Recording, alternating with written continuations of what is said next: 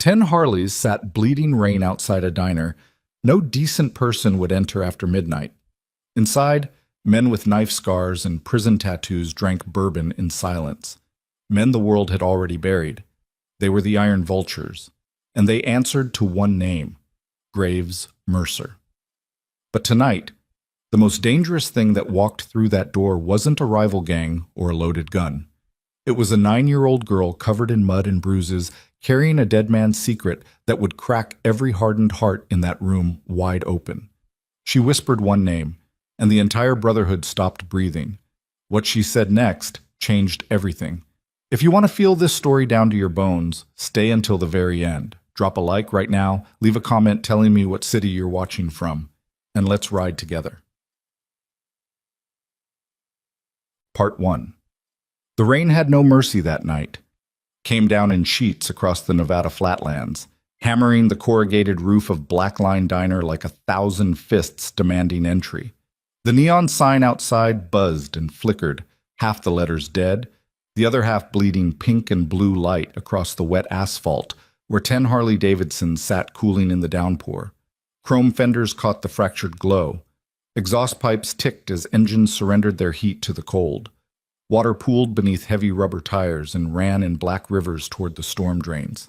Inside, the air was a living thing, thick with cigarette smoke, the smell of burned coffee, cheap bourbon, and decades of stories no one would ever print.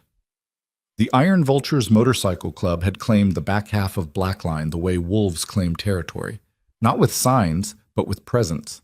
8 men sat scattered across cracked vinyl booths and mismatched chairs.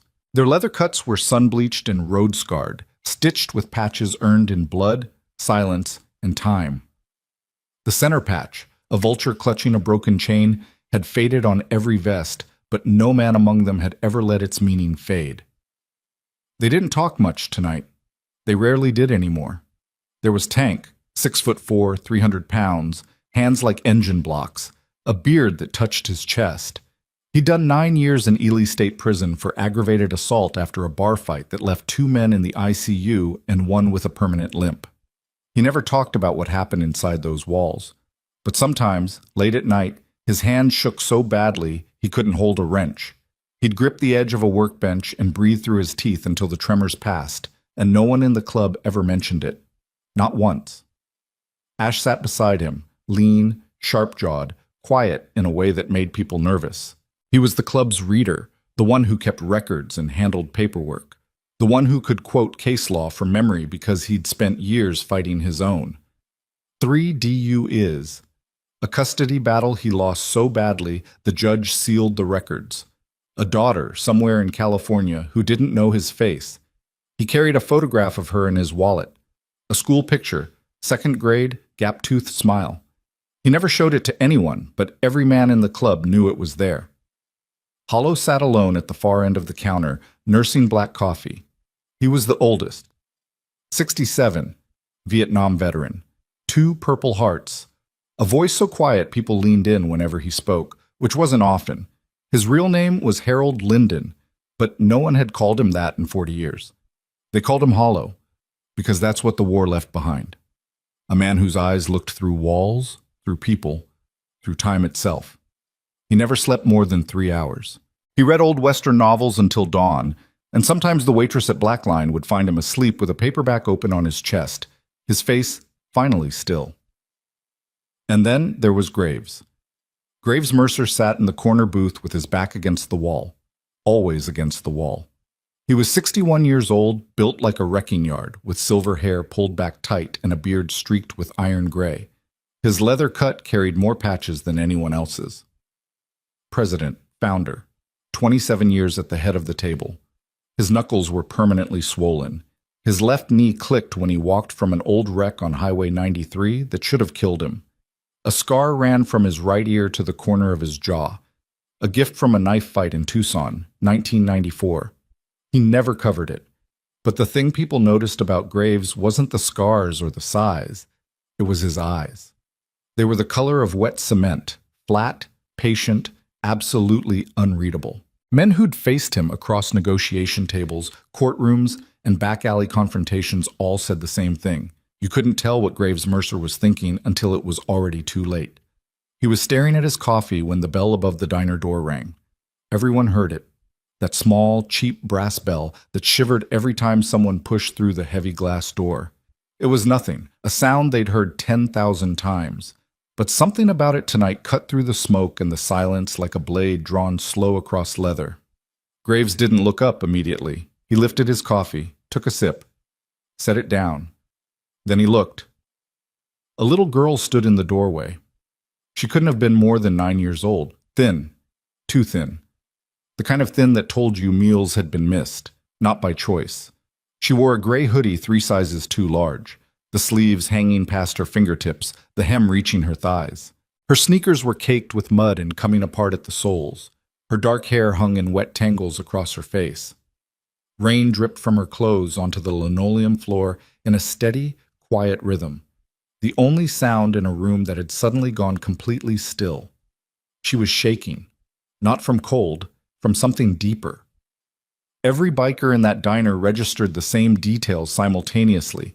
The way cops notice exits, the way soldiers notice rooflines, the oversized sleeves, the way she held her arms close to her body, protective, guarding, the faint discoloration near her left wrist where the sleeve had ridden up just enough, the hollows beneath her eyes that no child should carry. Tank's jaw tightened. Ash set down his glass slowly. Hollow's coffee cup stopped halfway to his mouth. Graves watched her. The girl didn't hesitate. That was the thing that would haunt every man in that room for years. She didn't look around with the wide, panicked eyes of a lost child. She didn't cry. She didn't ask for help. She walked, steady, deliberate, almost mechanical, straight across the diner floor, past the counter, past the empty stools, past 8 men in leather cuts who could have terrified any grown adult. And she stopped directly in front of Graves Mercer's booth. She looked up at him. Her eyes were brown. Dark, liquid brown, and absolutely, terrifyingly calm. Then she pointed at his right forearm, where the sleeve of his flannel had been rolled to the elbow. There, inked deep into weathered skin, sat a tattoo, a raven in flight, wings spread wide, clutching a single key in its talons. The ink had blurred slightly with age, the way old tattoos do, bleeding at the edges like watercolor left in the rain. "My dad had that same tattoo," she said. Her voice didn't shake. It was small, yes, thin, but it carried a weight no child's voice should carry, the weight of someone who had already learned that the world does not come when you call. Graves set his coffee down. He didn't blink, didn't move. "Who's your dad?" he asked quietly. The girl held his gaze the way fighters hold ground, not with aggression, but with the absolute refusal to step backward. She took one breath. Then she said the name. "Phantom Vale." The effect was immediate and devastating. Tank's chair scraped back against the floor with a sound like a gunshot. Ash's hand went flat on the table, fingers spread wide. 2 men near the jukebox exchanged a look so sharp it could have drawn blood. Hollow set his coffee down with exaggerated slowness, as if the cup might shatter if he moved too fast. Phantom Vale. The name hit the room like a freight train made of ghosts. It landed on every man differently. Some felt it in the chest, some in the throat, some in the place behind the eyes where memories you've spent years burying suddenly claw back to the surface. Phantom Vale had ridden with the Iron Vultures for 6 years, late 80s to early 90s. He was fast, fearless, and unreadable. A man who rode point on every run and never once flinched at what waited at the end of the road. He could strip a carburetor in the dark, outrun anything the highway patrol put on his tail, and disappear into the desert like smoke through a chain-link fence. He earned his name because that's what he was, a phantom. Present one moment, gone the next. Real enough to touch, impossible to hold. And then 15 years ago, he vanished. No note, no call, no explanation. One night, Phantom's bay in the garage was empty, his room at the clubhouse cleared out, his phone disconnected. The club searched for 3 months. Graves personally drove 8,000 miles across 4 states chasing leads that all went dead. They checked hospitals, morgues, county lockups. Nothing. Phantom Vale was simply gone, erased from the world as cleanly as if he'd never existed. The club mourned him the way they mourned all their dead. They drank. They rode in silence. They didn't speak his name for 2 years, and slowly, painfully, they let him go. Filed him under the heaviest category a brotherhood can carry, the ones who walked away without saying why. Some men took it as betrayal. Others took it as proof that even the strongest bonds could be broken without warning. Graves never said what he believed. He just stopped talking about Phantom entirely, and the silence around that name became a wall no one in the club dared to breach. Until now. Until this little girl, dripping rain on a diner floor, reached across 15 years of silence and said the name out loud like it belonged to her. Graves studied her face, the shape of her jaw, the set of her eyes, the way she stood, weight balanced, shoulders square, chin up. He saw it. Every man in that room saw it. She had Phantom's face, softened by youth, blurred by a mother's features, but unmistakable. She looked like a ghost wearing a child's skin. "Sit down," Graves said. He didn't raise his voice. He never did when it mattered. He slid the coffee cup aside and gestured to the seat across from him.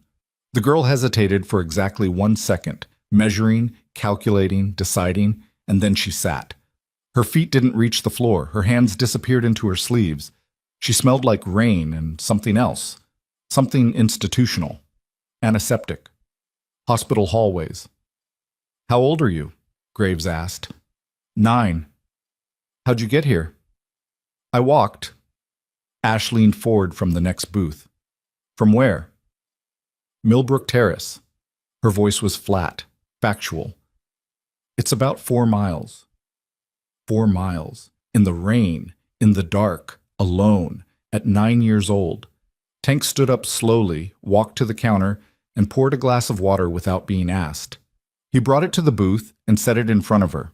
She looked at it, looked at him, his massive frame, his scarred hands, his eyes, which at that moment held something no one in that diner had seen in years. Absolute, devastating gentleness. She drank the water. Graves waited until she set the glass down. He had 1,000 questions, but he asked the only one that mattered. "Where's your mother?" The calm broke. Just for a moment. A hairline fracture across that impossible composure. A flicker in her eyes. A tightening around her mouth. A tremor in her chin that lasted half a second before she wrestled it back under control. But Graves caught it. He'd spent a lifetime reading faces across card tables and confrontations, and he knew what that flicker meant. Terror. Not of what might happen, but of what was already happening. "She's sick," Ellie said. "She can't breathe right. She has a machine that helps, but last week the power got shut off for 2 days and she couldn't use it. I put blankets on her and opened the windows, but it was too cold. She turned blue. I called 911, but they took 40 minutes. She almost—" The girl stopped, swallowed. Her hands tightened into fists inside those oversized sleeves. "She's home now. But she's getting worse. And the man who owns the building says we have to leave by Friday or he'll throw our stuff in the street." Nobody spoke. Rain hammered the roof. The neon sign outside buzzed and crackled, casting pink shadows that crawled across the girl's face and then retreated, like even the light was afraid to stay too long. "Your dad," Graves said slowly. "When did he pass?" 3 years ago. Cancer." She said it the way soldiers report casualties, clean, direct, emptied of everything except the fact itself. "Before he died, he told me something. He said if things ever got really bad, worse than we could handle, I should find a diner called Blackline outside Reno and look for men with a vulture on their jackets." She looked around the room at the leather cuts, the faded patches, the hard faces watching her from the smoke. He said to find his brothers. Graves closed his eyes, just for a moment. 3 seconds, maybe 4. But in those 3 seconds, something shifted behind his face, tectonic, slow, irreversible. When he opened his eyes again, they were different. The flatness was gone. In its place was something older and infinitely more dangerous than anger. It was recognition. He recognized this. The losing. The abandonment. The system that was supposed to catch people and never did. He recognized it because he'd lived inside it. Foster homes that smelled like mildew and indifference. Group homes where the older kids taught you how to fight before they taught you how to read. Social workers who signed forms without looking at faces. He recognized the look in this girl's eyes because he'd worn it himself 40 years ago. standing in a different doorway, asking a different room full of strangers for something he couldn't name. "Tank," Graves said quietly. "Bring the truck around." "Where are we going?" Tank asked. "Millbrook Terrace." Tank didn't ask another question. He grabbed his jacket and walked out into the rain. 30 seconds later, the deep rumble of a diesel engine shook the parking lot. Graves stood up. His knee clicked. He didn't wince. He never did in front of anyone. He looked down at the girl, and for the first time his voice carried something beyond command. "What's your name, kid?" "Ellie. Ellie Vale." Graves nodded slowly. He reached for his jacket, heavy black leather, road-worn, scarred at the elbows and shoulders from decades of highway miles. He draped it over her shoulders. It swallowed her entirely, hanging to her knees, the sleeves pooling on the booth seat. She looked up at him from inside that leather shell like a small animal peering out of a cave. "All right, Ellie Vale," Graves said. "Show us where your mom is." They drove through rain so thick the headlights barely cut 20 feet ahead. Tank drove. Graves sat in the passenger seat. Ellie sat in the back of the crew cab, still wrapped in Graves's jacket, watching the city slide past through water-streaked windows. Behind them, 5 Harleys followed in formation, headlights cutting through the storm like a convoy moving through hostile territory. Millbrook Terrace announced itself before they arrived, not with a sign, but with a feeling. The streetlights thinned out. The buildings grew shorter, darker, more defeated. Abandoned storefronts lined the road with plywood windows and graffiti that no one bothered to clean. A liquor store on the corner had bars on every window and a security camera hanging from a broken mount, pointing at nothing. The apartment building sat at the end of a dead-end street, 3 stories. Brown bricks stained black with age and neglect. Half the windows were dark. The ones that weren't gave off the weak yellow light of bare bulbs in desperation. The front steps were cracked. The handrail was missing. A dumpster near the entrance overflowed with trash bags that had been sitting long enough to slump and sag like exhausted bodies. The rain had turned to sleet. Ellie led them up a stairwell that smelled like mildew, urine, and something chemical, bleach maybe, laid over rot that no amount of cleaning could reach. The walls were water-stained. The lights on the second-floor landing were burned out. On the 3rd floor, she stopped in front of apartment 3C and pulled a key from inside her shoe. The door opened to a 1-bedroom apartment that told the entire story without a single word. Medical bills covered the kitchen table, stacked, scattered, some opened, some still sealed. White envelopes with red final notice stamps, a disconnection warning from the power company. An eviction notice taped to the refrigerator with a strip of masking tape that had yellowed and curled at the edges. The kitchen sink held 2 days of dishes. The trash can was full. The countertop held a half-empty bottle of children's vitamins and a box of saltine crackers. The living room had been converted into a sick room. A hospital bed, rented based on the tag on the frame, sat against the wall beneath a window covered with a bedsheet instead of curtains. An oxygen concentrator hummed in the corner, its green light blinking steadily. Beside it, a portable oxygen tank stood upright like a silent sentinel. Pill bottles lined the windowsill. A plastic basin, a thermometer, a notebook filled with handwritten numbers, oxygen levels, temperatures, times, dates. And on the hospital bed, beneath a thin blanket and a heavier quilt, lay Lena Vale. She was 36 years old, but illness had aged her beyond recognition. Her cheekbones pressed against translucent skin. Her lips were dry and cracked. The oxygen cannula curved across her face, and her breathing came in shallow, measured pulls that seemed to require conscious effort. Each inhale a negotiation, each exhale a small surrender. Her hair, once dark, had thinned to wisps against the pillow. Her collarbones stood out like bridges over empty space. She was awake. Her eyes, Ellie's eyes, that same deep brown, tracked the sound of boots entering her apartment with the resigned awareness of someone who had stopped being surprised by bad news. When she saw the men in leather cuts filing through her doorway, she didn't scream. She didn't reach for a phone. She looked at Ellie, standing among them in an oversized leather jacket, and her face did something complicated. Relief and terror and confusion and exhaustion, all colliding in a single expression that lasted less than a second before she pulled it behind a mask of composure that was barely holding. "Ellie," she breathed. Who are these people? They're Dad's brothers, Ellie said simply. I found them. Lena's eyes widened. She tried to sit up. The effort cost her. You could see it in the way her arms trembled, the way her breath caught and went ragged. The oxygen concentrator's rhythm stuttered as she moved, then steadied. You walked a black line? Lena's voice was thin, threaded with something beyond concern.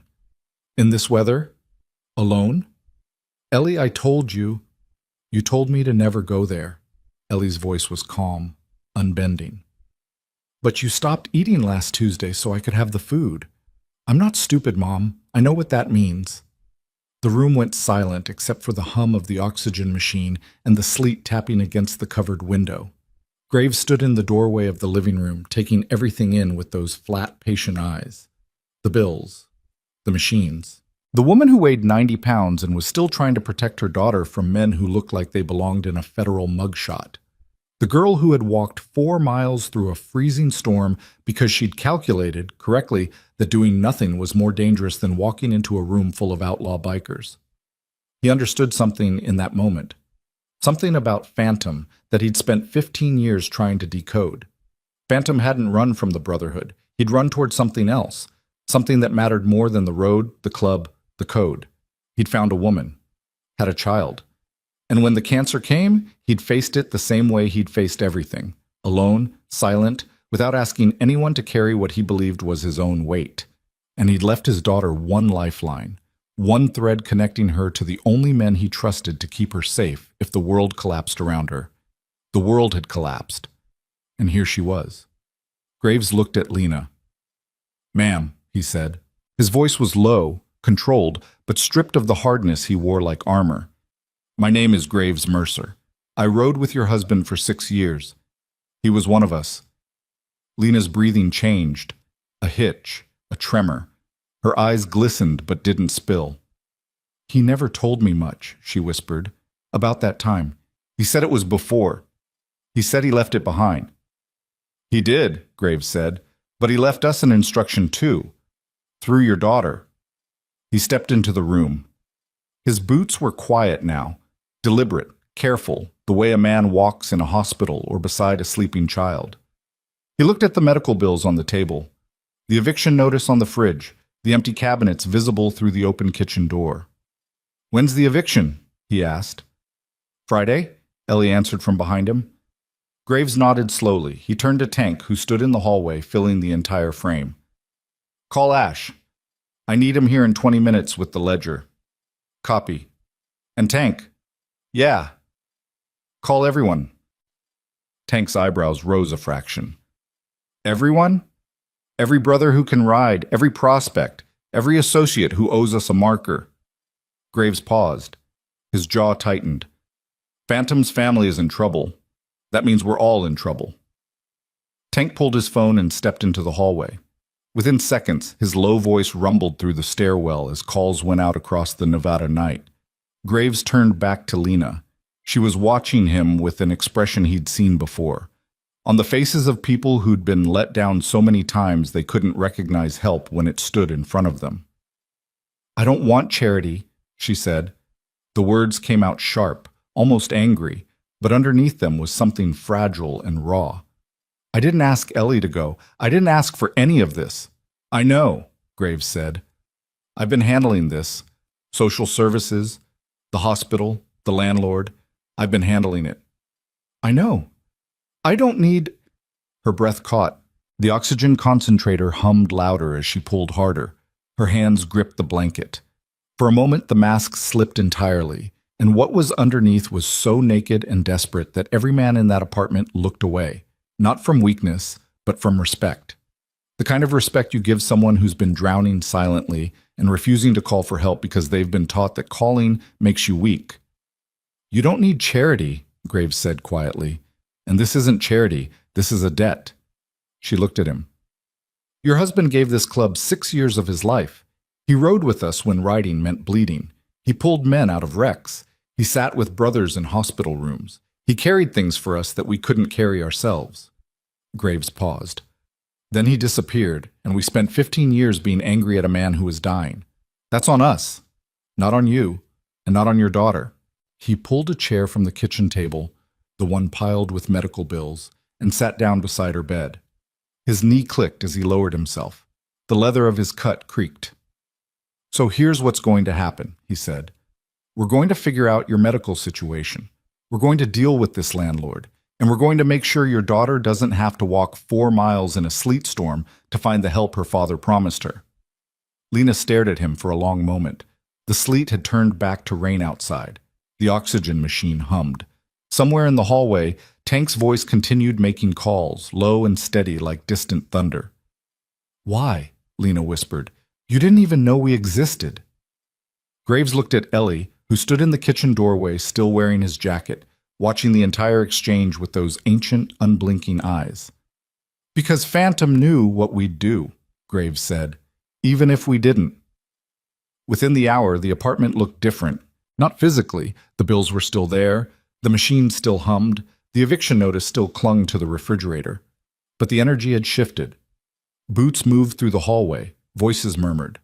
Ash arrived with a ledger and a laptop, setting up at the kitchen table, and methodically sorting through every piece of mail, every bill, every legal document.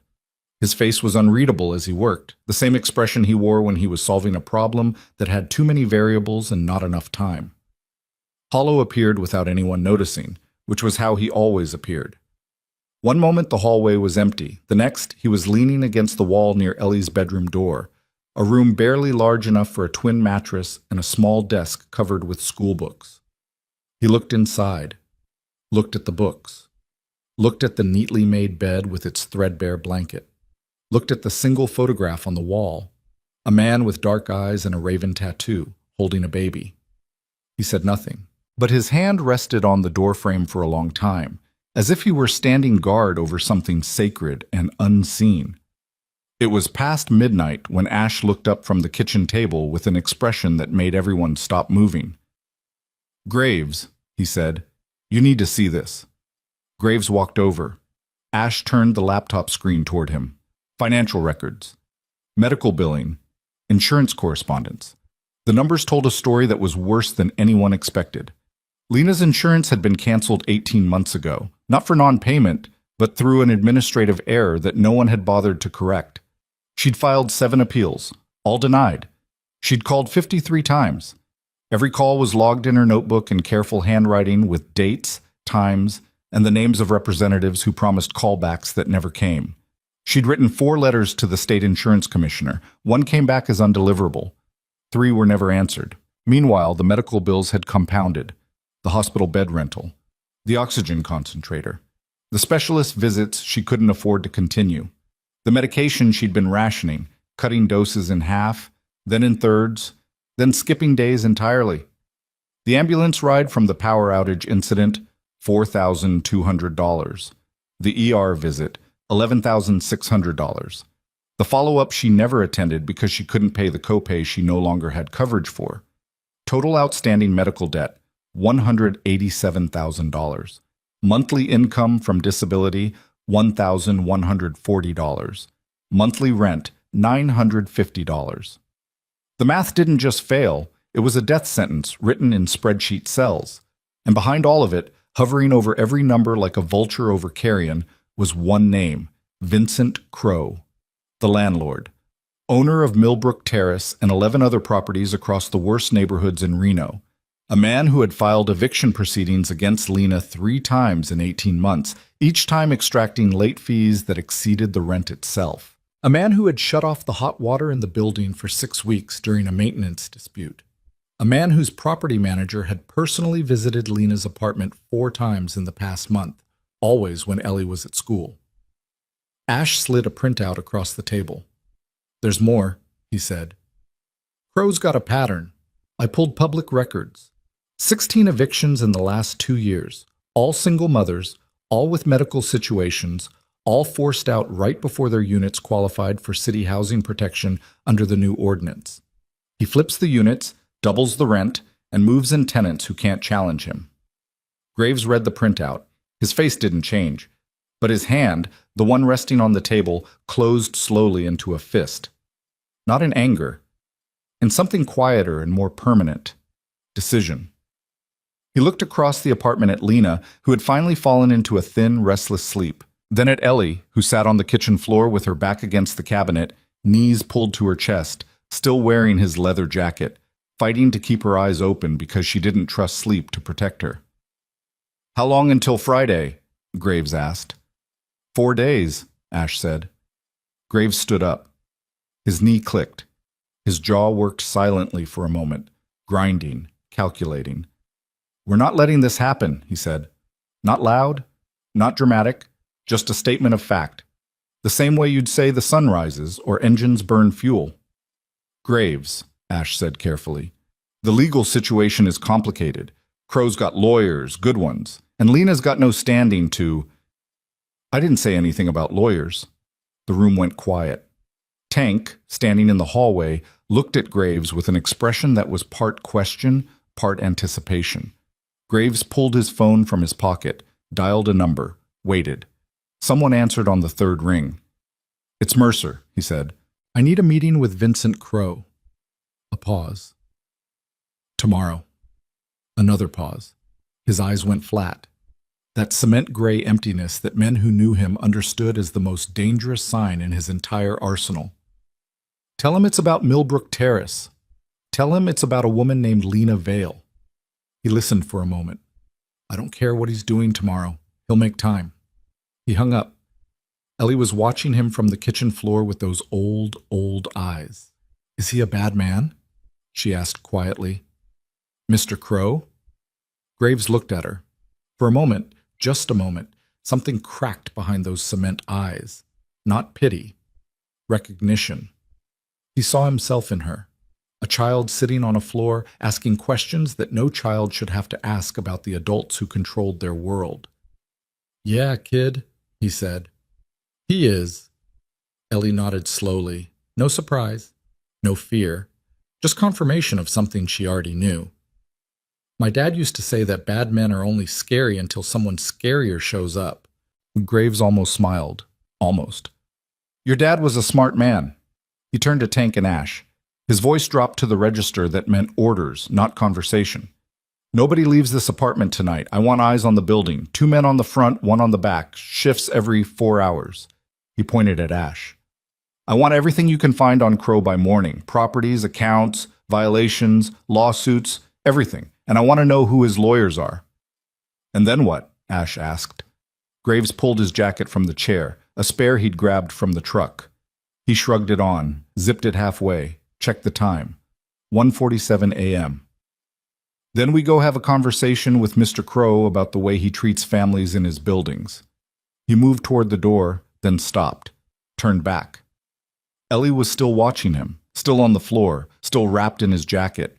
Her eyes were half closed now, exhaustion finally winning the war against vigilance. But she was fighting it, blinking hard, forcing herself to stay present, to stay awake, because in her 9 years of life she had learned one brutal lesson that no amount of comfort could unlearn overnight. The moment you stop watching is the moment everything falls apart.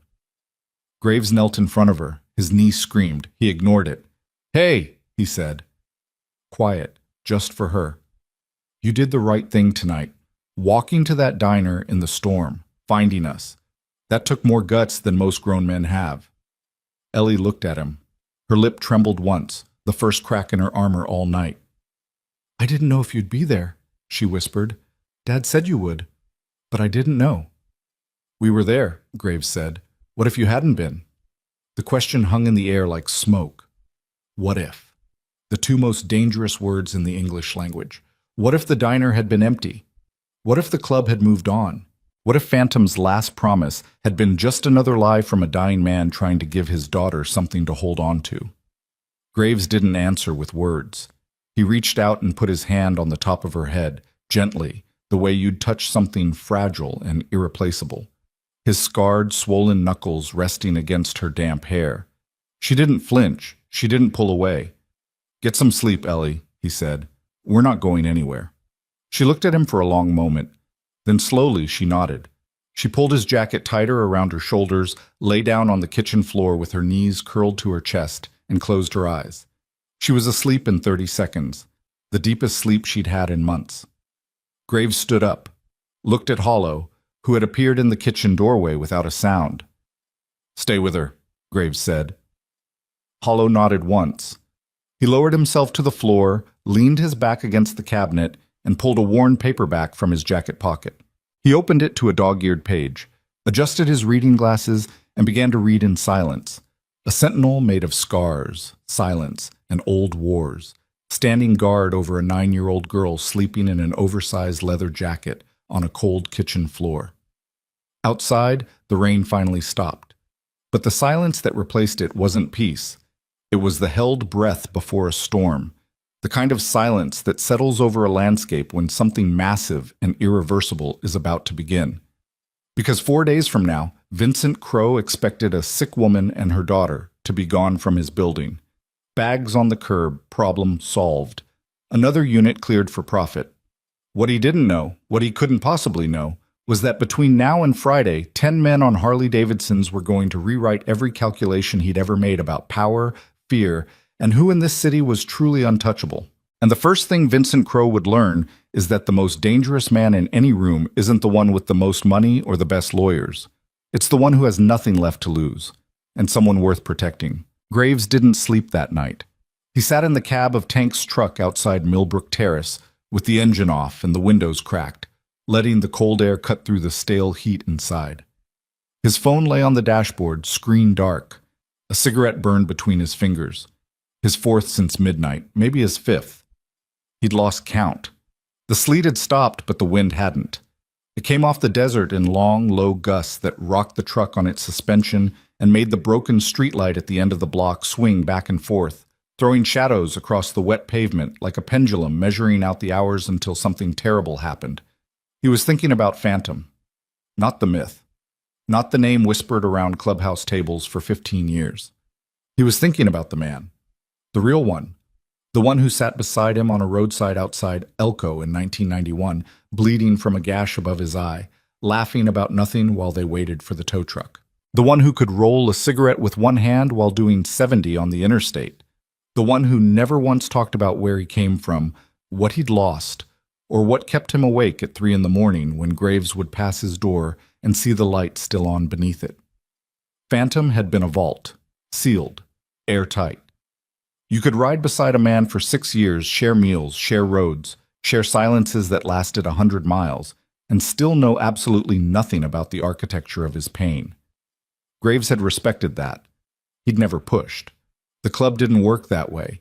You earned your seat at the table, you carried your weight, and whatever you kept locked inside your chest was your own business until the day you decided otherwise.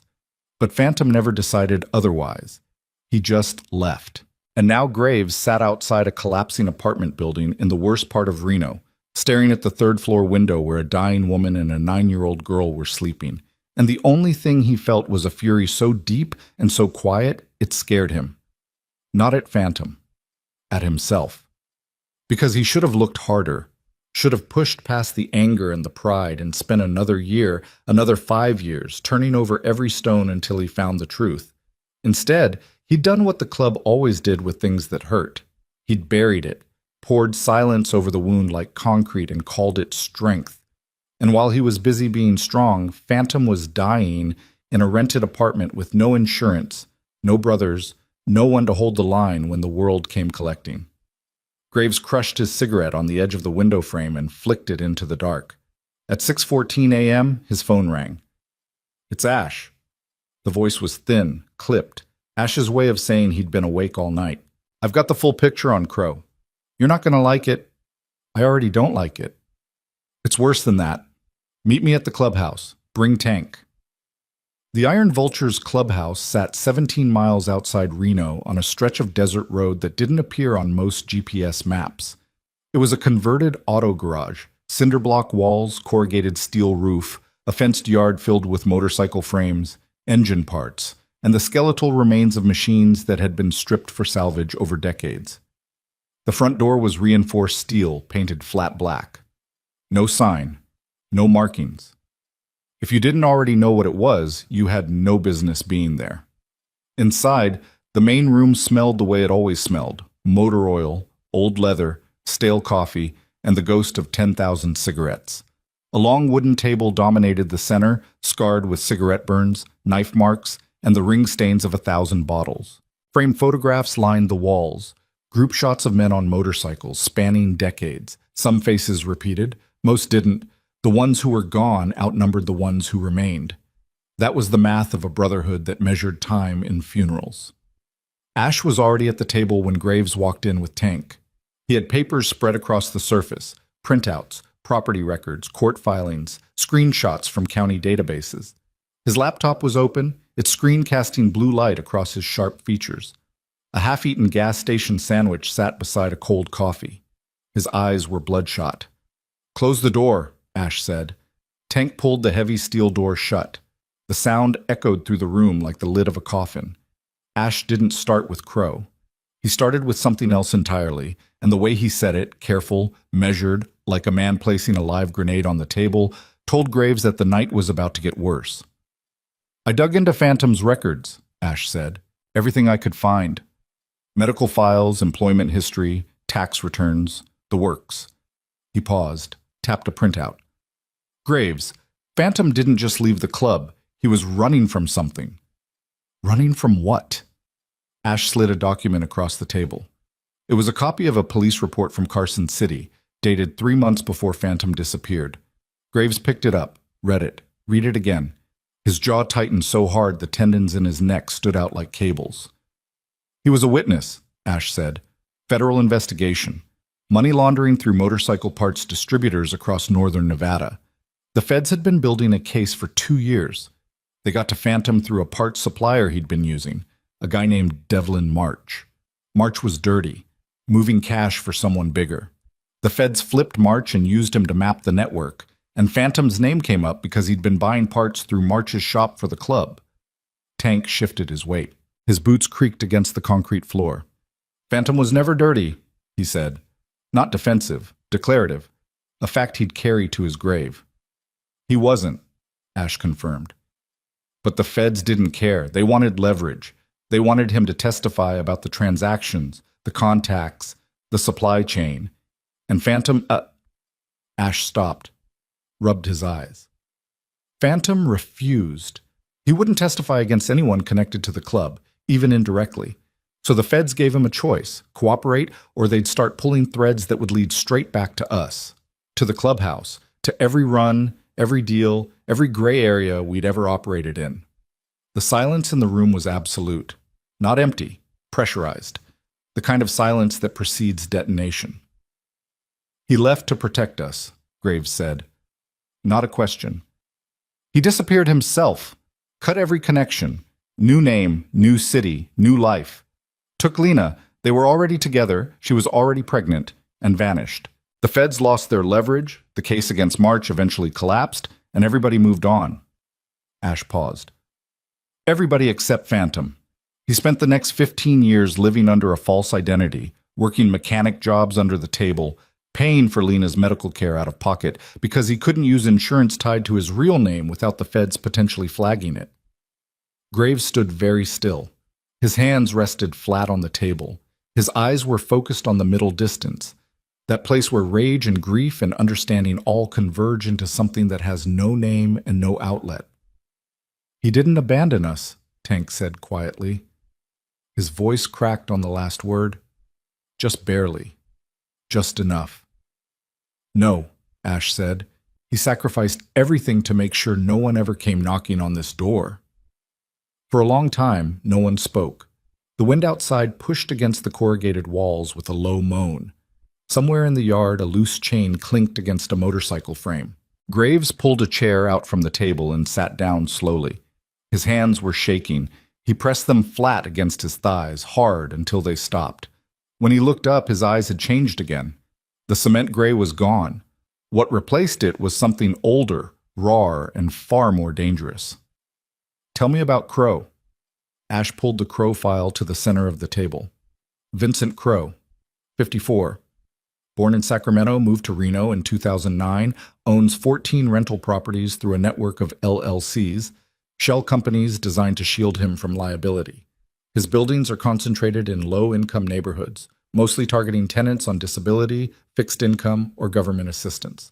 People who can't fight back. The pattern I told you about last night. It's systematic. He lets buildings deteriorate until tenants complain.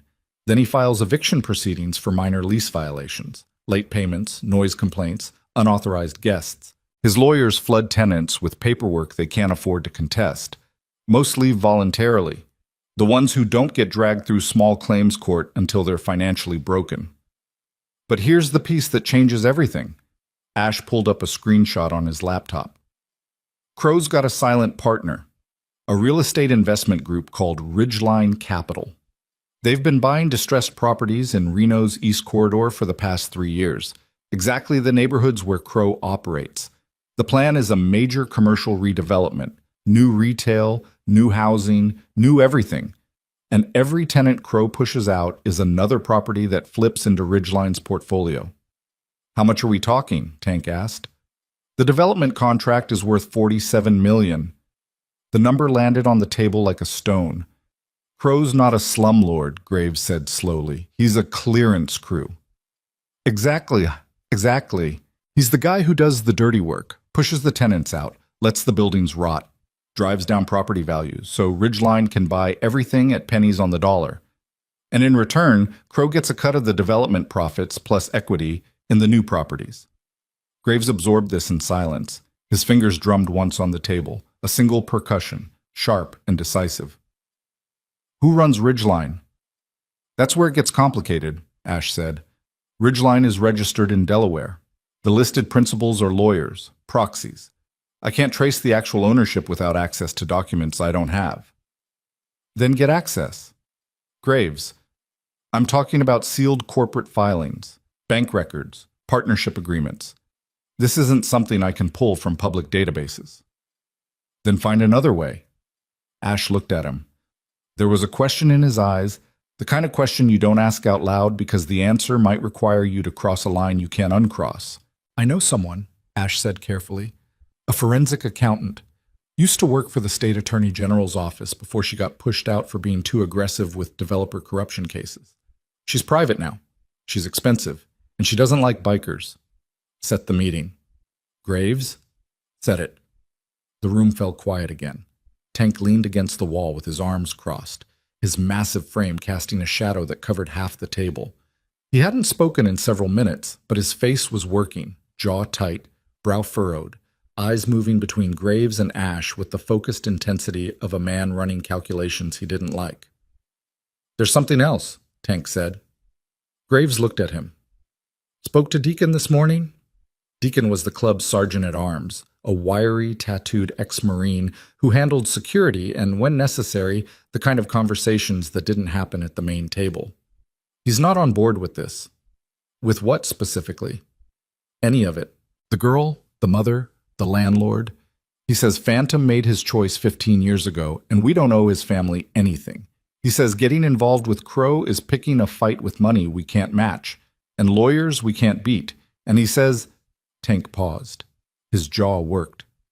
He says you're letting guilt make decisions that should be made by the table. The words landed like a slap. Not because they were cruel, but because they weren't entirely wrong, and every man in that room knew it. Graves didn't flinch. He didn't raise his voice. He tilted his head slightly, a gesture so small it was almost invisible, but one that Tank and Ash both recognized as the moment before Graves either made a decision or ended a conversation. Who else agrees with Deacon? Graves asked. Tank exhaled through his nose. Mace. Probably Sutton. Maybe 1 or 2 of the prospects.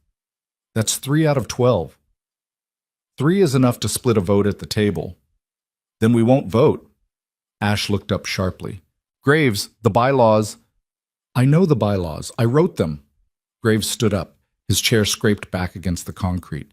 This isn't club business. This is personal. It's my call.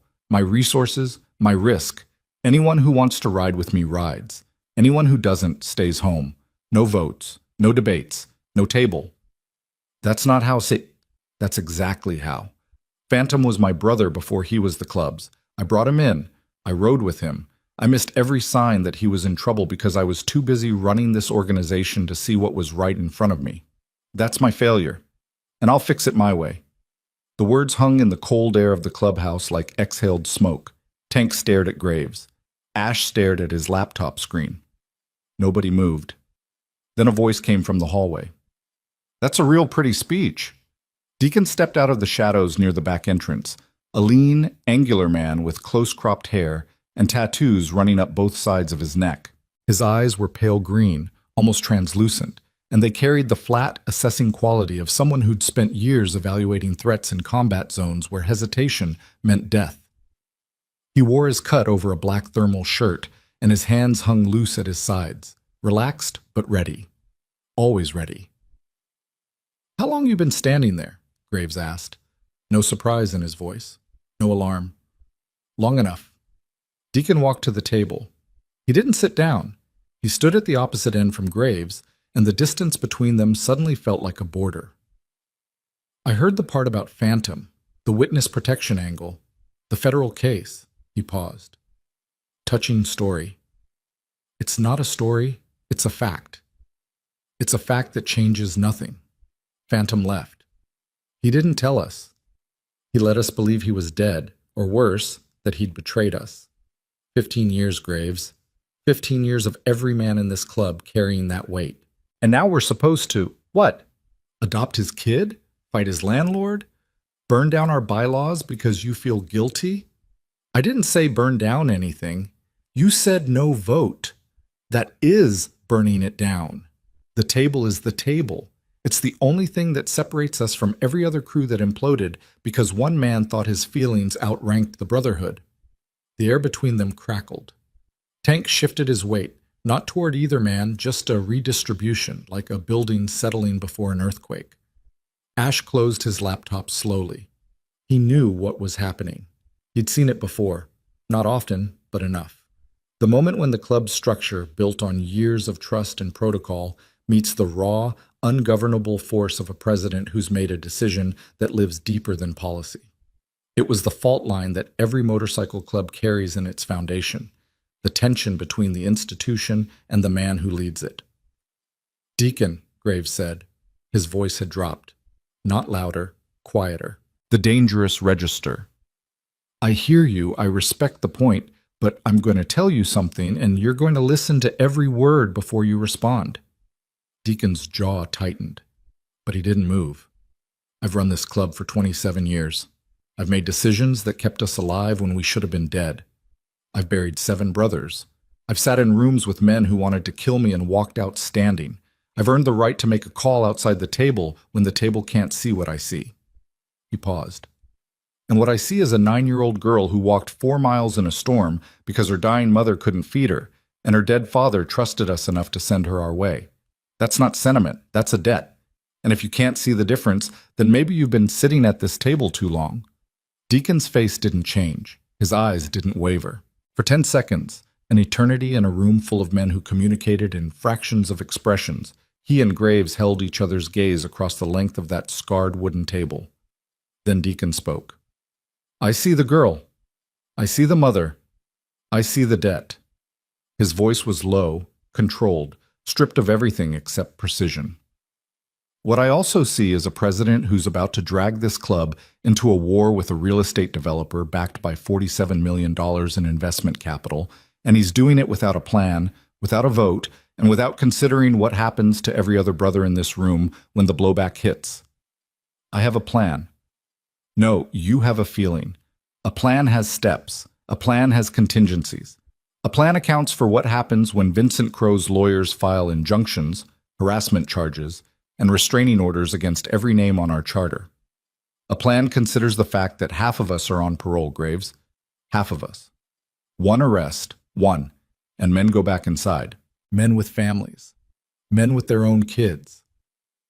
The words landed. Graves felt them.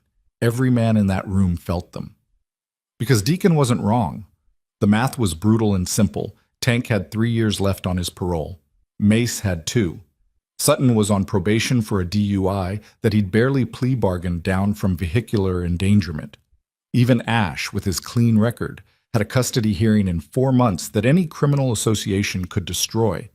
The club wasn't a gang, it wasn't a criminal enterprise, but it existed in the gray space between the legal and the outlaw, and that gray space had edges sharp enough to cut every man in it if they stepped wrong.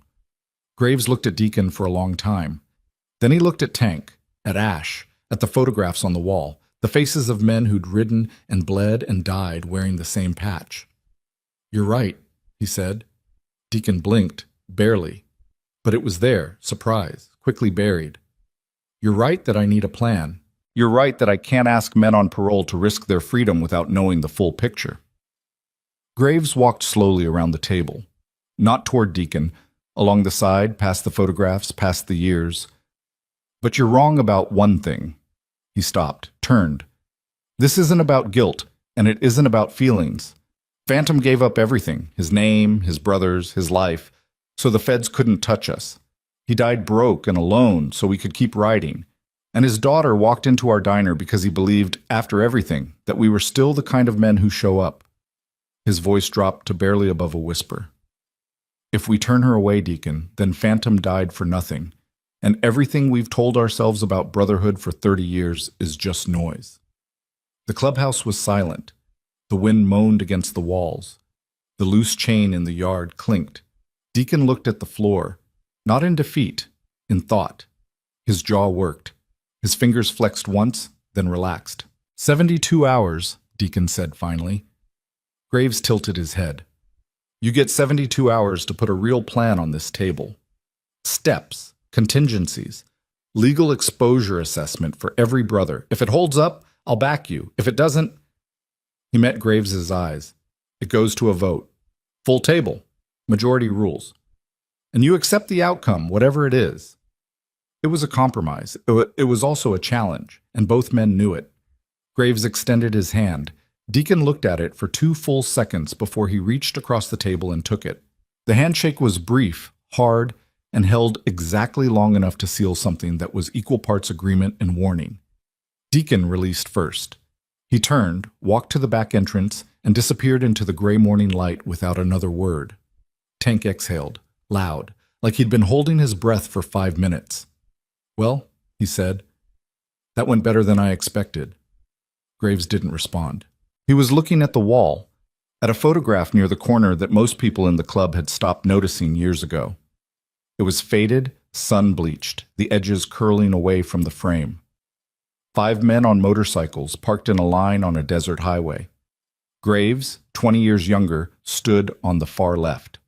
And beside him, shoulder to shoulder, squinting against the sun, a cigarette hanging from his lip, was Phantom Vale. Graves stared at the photograph for a long time. "Ash," he said without turning around, "get me that accountant. Today." "And the meeting with Crow?"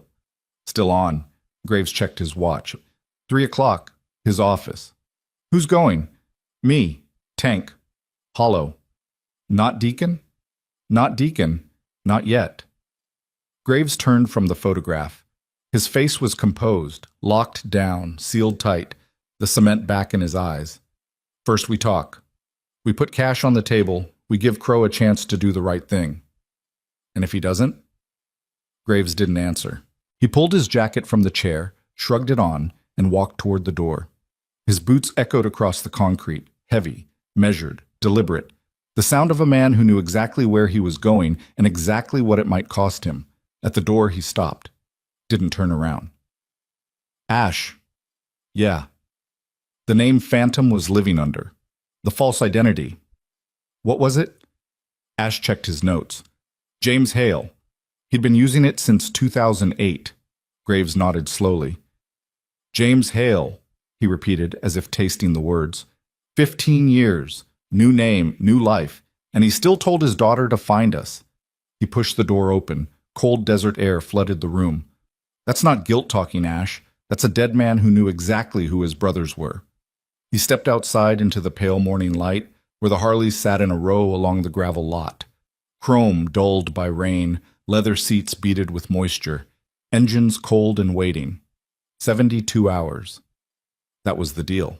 72 hours to build a plan that could protect Lena and Ellie without destroying the club. 72 hours before Deacon called for a vote that could fracture a brotherhood already cracking under the weight of a secret that had been buried for 15 years. But before any of that, there was Vincent Crow. 3 o'clock came like a verdict. Crow's office occupied the second floor of a converted warehouse on the east side of Reno, a neighborhood in transition, which was a polite way of saying a neighborhood where old buildings were being hollowed out and filled with the kind of money that didn't care who used to live there. The building's exterior was unremarkable: beige stucco, tinted windows, a small brass nameplate that read Crow Properties, LLC in letters designed to look modest while managing 14 buildings, and a pipeline to $47 million. 3 Harleys pulled into the parking lot at 2:57 p.m. Graves, Tank, Hollow. They parked in a row near the entrance, not blocking anything, not hidden, just present, visible. 3 machines radiating the particular authority that 1,000 pounds of chrome and steel commands without saying a word. They walked in together. Graves in front, Tank to his right, half a step behind. Hollow to his left, silent as a shadow, his pale eyes scanning the lobby with the automatic, comprehensive sweep of a man who'd cleared buildings in jungle heat 50 years ago and never lost the habit. The receptionist, a woman in her 30s with careful makeup and a practiced smile, looked up from her desk and the smile evaporated. She saw the cuts, the patches, the scars, the size. 3 men who didn't belong in a real estate office the way a wolf doesn't belong in a petting zoo. "Can I help you?" she asked. Professional, controlled. But her hand drifted toward the phone. "Graves Mercer," Graves said. "We have a meeting with Mr. Crow." She checked her screen. Whatever she found there didn't make her feel better, but she picked up the phone, murmured something, and set it down. Second floor, end of the hall. They took the stairs. Boots echoed in the stairwell, 3 sets, slightly offset, creating a rhythm that sounded less like footsteps and more like a slow, steady drum roll. At the top, a hallway stretched toward a single door with a frosted glass panel. Through it, a shape moved, a man standing, then sitting, then standing again. Nervous. Graves opened the door without knocking. Vincent Crow's office was designed to intimidate. Mahogany desk, leather chairs, framed photographs of completed development projects covering every wall, a view of the east corridor through floor-to-ceiling windows, the very neighborhood he was systematically emptying. On the desk, a laptop, a phone, a crystal paperweight shaped like a building, and a cup of coffee that was still steaming. Crow himself stood behind the desk. He was shorter than expected, 5'8", maybe 5'9", with a thick build running to softness, thinning hair combed carefully over a scalp that caught the overhead light. A navy suit, no tie, gold watch. His face was round, smooth, carefully maintained, the face of a man who had never been hit and had built his entire life around making sure he never would be. But his eyes were sharp, small, quick, calculating. They moved from Graves to Tank to Hollow with the rapid assessment of a man accustomed to measuring threats in terms of liability rather than violence. "Mr. Mercer," Crow said. His voice was smooth, practiced, pitched to convey control. "Please, sit down." Graves didn't sit, neither did Tank. Hollow leaned against the wall by the door, not blocking it, but making its dimensions suddenly relevant. "I'll stand," Graves said. "This won't take long." Crow's smile tightened. He gestured to the chairs anyway, then sat down himself when nobody moved. The power dynamic he'd choreographed, the big desk, the tall chair, the guest seated lower, collapsed when 3 men in leather cuts stood over him like a tribunal. "You manage Millbrook Terrace," Graves said. Not a question. "I own Millbrook Terrace," Crow corrected, "along with several other properties in the area. You've got an eviction filed against a tenant named Lena Vale, Unit 3C. Crow leaned back. His chair creaked. His fingers found the crystal paperweight and rested on it, a casual gesture that was anything but casual. "Mr. Mercer, tenant matters are confidential. I'm not in a position to discuss specific—" "She's dying," Graves said. "Chronic pulmonary disease. Can't work. Her insurance was canceled 18 months ago through an administrative error. She's got a 9-year-old daughter who's been feeding herself crackers while her mother skips meals." Crow's expression didn't change. That was the thing that made Tank's hands close into fists at his sides. Not anger on Crow's face, not defensiveness, not even denial. Nothing. A blank, polished surface that reflected everything and absorbed nothing. I'm sorry to hear about her medical situation, Crow said, but business is business. Ms. Vale is 8 months behind on rent. My accountants have made multiple attempts to arrange payment plans. She's been unresponsive. She's been on a ventilator. That's unfortunate, but it doesn't change the financial reality. I have obligations to my investors, my maintenance costs, my... Graves reached into his jacket. Crow flinched, a small reflexive movement that he covered immediately by adjusting his collar, but everyone in the room saw it. What Graves produced was an envelope, plain white, thick. He placed it on Crow's desk and slid it forward. That's $12,800, Graves said. Cash. Covers her back rent, late fees, and 2 months forward. Crow looked at the envelope. He didn't touch it. The eviction filing has already been processed, he said. Unprocess it. It's not that simple. There are legal... Make it that simple. Silence. The room contracted. Tank shifted his weight, and the floorboards groaned beneath him. Hollow remained motionless against the wall, his pale eyes fixed on Crow, with an expression that wasn't hostile. It was worse. It was patient. The patience of a man who had seen exactly how small a human being could become when the architecture of their power was stripped away. Crow studied Graves, studied the envelope, studied the exits. Who are you to her? He asked carefully. Family? She has no family listed on her lease application. She does now. Crow's fingers drummed on the paperweight. Once, twice. Then he picked up his phone and held it, not dialing, just holding, the way a man holds a weapon he doesn't intend to fire yet. Mr. Mercer, I appreciate you coming in, and I appreciate your concern for Ms. Vale, but I'm not going to accept a cash payment from an unrelated third party to settle a matter that's already in legal proceedings. He set the phone down. If Ms. Vale wants to contest the eviction, she's welcome to appear in court with legal representation. Otherwise, the notice stands. He smiled, tight, professional, absolutely impenetrable. The smile of a man who knew that the law was on his side, the money was on his side, and 3 men in leather cuts, no matter how large or how scarred, couldn't change the mathematical certainty of a system designed to crush people exactly like Lena Vale. Graves looked at the envelope on the desk, then at Crow, then at the photographs on the wall, the gleaming developments, the renovated buildings, the architectural renderings of a future built on the evictions of people who couldn't fight back. He picked up the envelope, slowly, put it back in his jacket. That was me asking nicely, Graves said. His voice was quiet, almost gentle, the voice of a man closing a door that would never open again. He turned and walked out. Tank followed.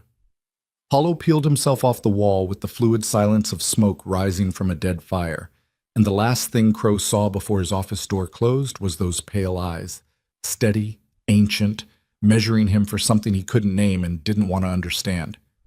They didn't speak in the stairwell. They didn't speak in the parking lot. They mounted their Harleys, kicked the engines to life, 3 simultaneous roars that shattered the quiet of the parking lot and rattled the tinted windows of Crow's building, and rode out in formation. They were 2 blocks away when Tank's voice came through the Bluetooth intercom. He's not going to fold.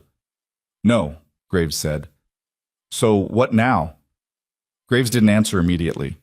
The road unfurled beneath them, cracked asphalt wet with the residue of last night's storm. The sky was low and gray, pressing down on the city like a lid. The wind cut through his jacket at 60 miles an hour, and for a moment, just a moment, he felt every one of his 61 years in his bones. Now we stop asking, he said. Hollow's voice came through the intercom. Rare, unexpected. A voice that most members of the club heard maybe twice a year. Graves. Yeah. The man's not just a landlord. I watched his eyes when you put the money down. He wasn't nervous. He was amused. I noticed. Men like that don't get amused by men like us, unless they've got protection we haven't seen yet. A pause. Long. Waited. We need to find out who's standing behind him before we take another step. Graves absorbed this in silence. The road turned. The city fell away. The desert opened up, vast, indifferent, ancient. Ash is working on it, he said. Ash is working on Ridgeline Capital. I'm talking about something closer, something personal. Hollow's voice was measured, precise. When you said Phantom's name in that office, Crow's hand moved, not to the phone, to the paperweight. He was anchoring himself. That's a recognition response. Combat veterans do it. Men under interrogation do it. Graves's hands tightened on the handlebars. The realization hit him like a cold wind. He already knew the name. He already knew the name, Hollow confirmed. The engines roared across the empty highway, 3 machines cutting through cold air toward a truth that was about to change everything. Because if Vincent Crow already knew who Phantom Vale was, already knew about the dead man whose daughter slept in his building, then this was never just a landlord squeezing a vulnerable tenant. This was something else entirely. And whatever it was, it had been waiting for them long before a 9-year-old girl walked into Blackline Diner and said a dead man's name. The clubhouse was dark when they got back. Not the usual dark, the comfortable, oil-stained dimness of a building that had sheltered men for decades. This was different. The overhead lights in the main room were off. The only illumination came from Ash's laptop screen, casting his face in cold blue light, and from the single bare bulb above the back hallway that swung slightly in the draft from the cracked window nobody had ever fixed. Shadows pooled in the corners like standing water. Ash was waiting at the table. He wasn't alone. A woman sat across from him. Mid-40s, maybe older, hard to tell. Short auburn hair shot through with gray, no makeup, wire-rimmed glasses that she wore low on her nose. She had a leather messenger bag open on the table beside a stack of file folders thick enough to stop a bullet. Her posture was rigid, contained, the posture of someone who spent their career in rooms full of men who didn't want her there and had learned to take up space without apology. Graves, Ash said as the 3 bikers walked in, "This is Rachel Dunn, the forensic accountant I mentioned." Rachel Dunn looked up from her files. Her eyes moved from Graves to Tank to Hollow, measuring, categorizing, filing. The same systematic sweep a predator uses, except her weapon wasn't violence. It was information. "Ms. Dunn," Graves said. "Mr. Mercer." Her voice was dry, clipped, stripped of anything resembling warmth. "Your associate gave me a very interesting set of documents this morning. I've spent the last 4 hours pulling threads. I need to tell you what I found, and you're not going to like any of it." "Haven't liked anything in the last 48 hours. Go ahead." Rachel opened the first folder. Inside were corporate filings, bank records, transaction histories, pages covered in numbers and legal language dense enough to make a lawyer squint. "Ridgeline Capital," she began, "the investment group behind Crow's redevelopment scheme. I told your associate I couldn't trace the actual ownership through public records. That was true, but I didn't need public records." She pulled a single sheet from the folder and placed it flat on the table. "I have a contact at a title insurance company that processes Ridgeline's property transfers. She owed me a favor, a big one." The sheet was a partnership agreement, a signature page. 3 names at the bottom, witnessed and notarized. Graves read the first 2 names. They meant nothing. Lawyers, probably. Corporate proxies. Ghosts made of letterhead and filing fees. Then he read the 3rd name, and the room tilted. Devlin March.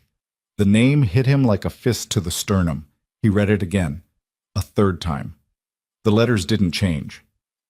"Ash," he said. His voice was flat, dangerously flat. "Tell me this isn't the same Devlin March." Ash's face was ashen. He'd already seen it.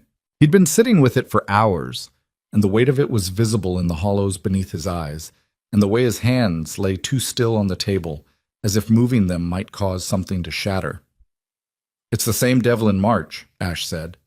"The parts supplier. The one the feds flipped 20 years ago to build their case. The one who dragged Phantom into the federal investigation and forced him to disappear."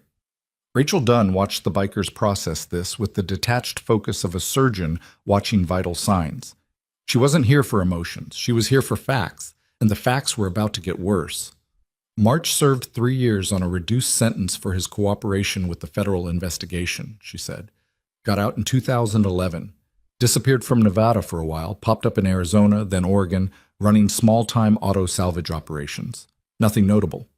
Then in 2019, he resurfaces in Reno. New name, he's going by David Kellner now. New business registration. He partners with 2 investment attorneys to form Ridgeline Capital. Seed money comes from a trust he set up during his time in Oregon, funded by, and this is the part that matters, profits from a chain of salvage yards that were operating as fronts for the same money laundering network the feds dismantled 20 years ago. He rebuilt it, Tank said.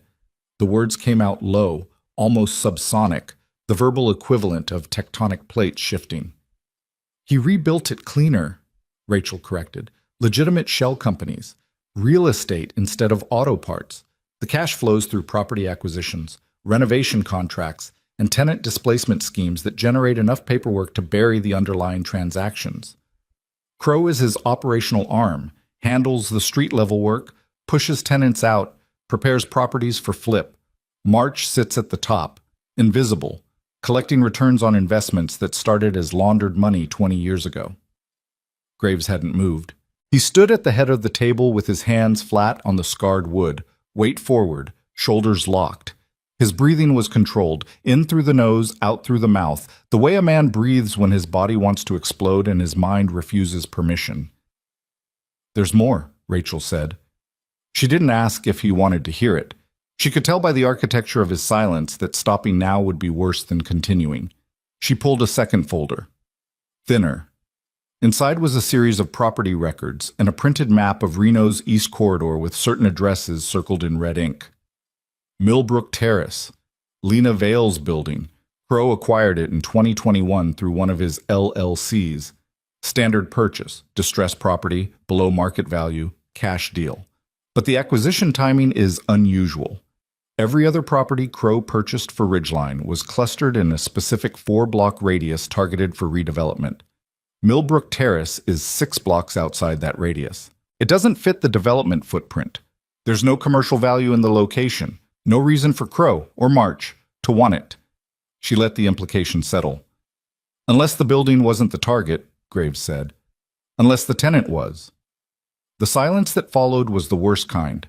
The kind that isn't empty, but full. Full of connections forming in the dark.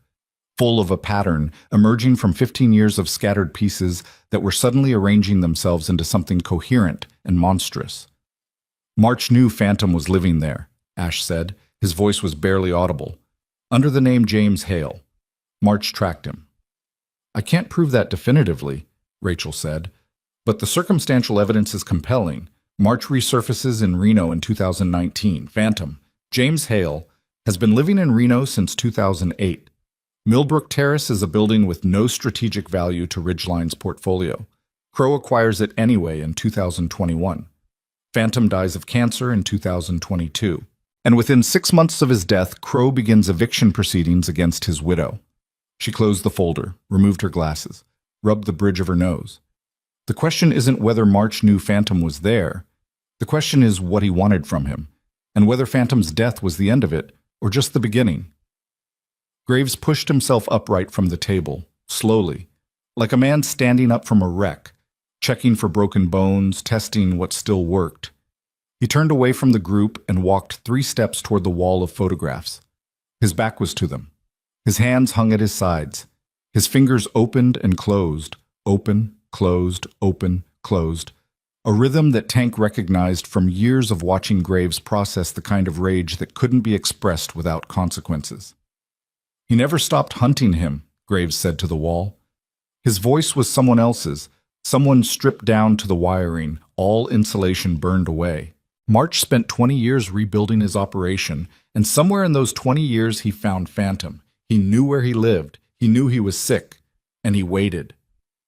"Waited for what?" Tank asked. Graves turned around. His face was carved from something harder than bone. For him to die. So he could go after the family without anyone standing in the way. The weight of it crushed the room.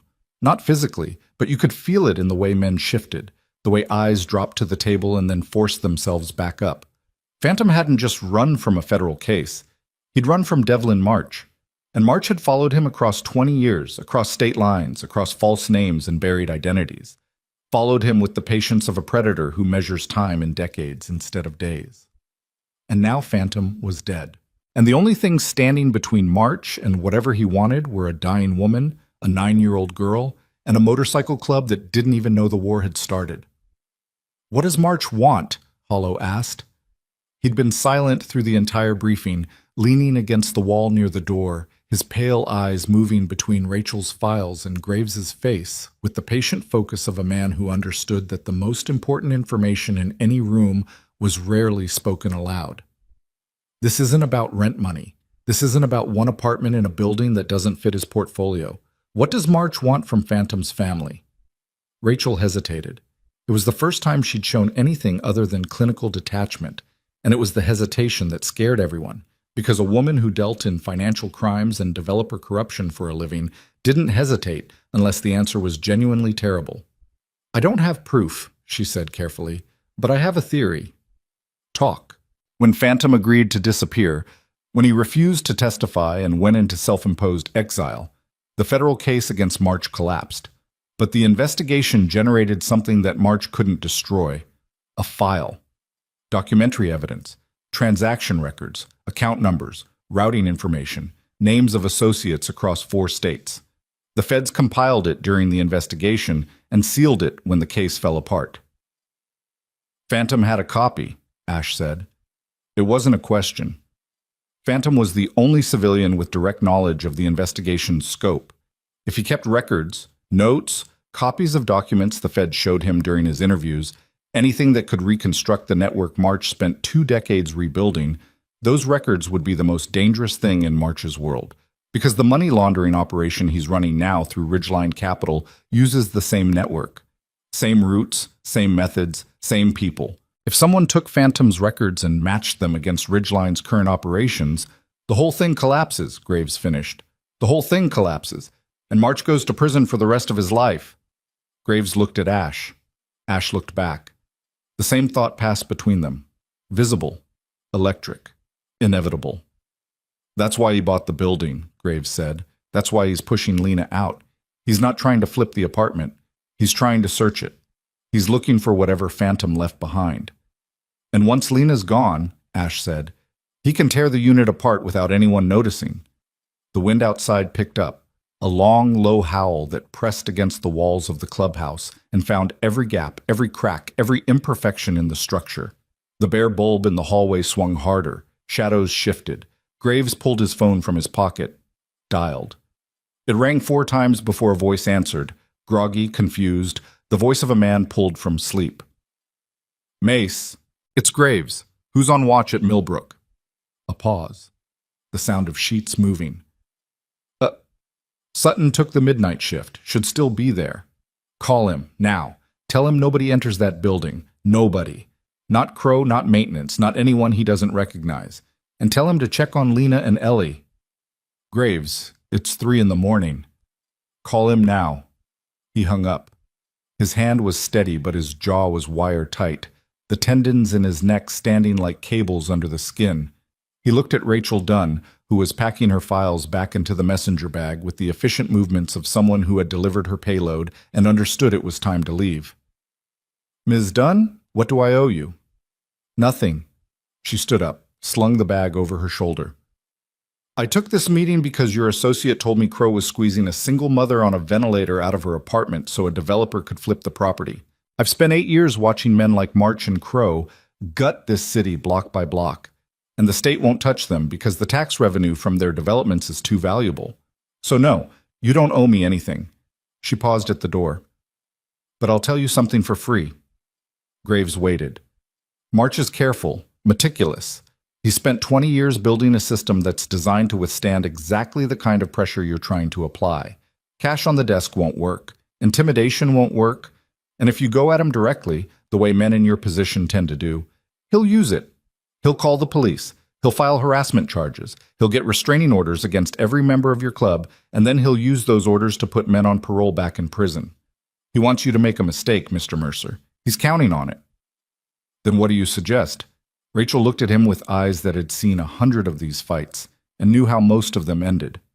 Find the file. Whatever Phantom kept, find it before March does.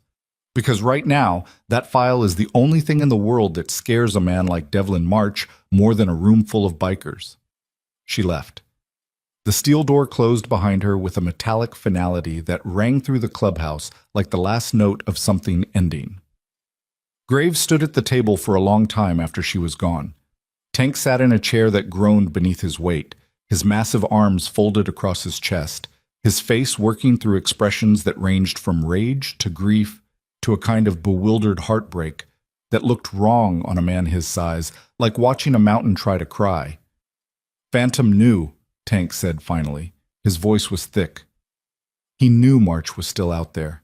He knew he was still in danger, and he never called us, never asked for help, never even sent a message. He was protecting us, Ash said. Same as before. He was protecting everybody except himself. Tank's fist hit the table. Not hard, but hard enough to rattle the coffee cups and make Ash's laptop jump half an inch. 15 years he carried this alone, sick, broke, watching over his shoulder every single day. And we were right here, and he wouldn't pick up the phone.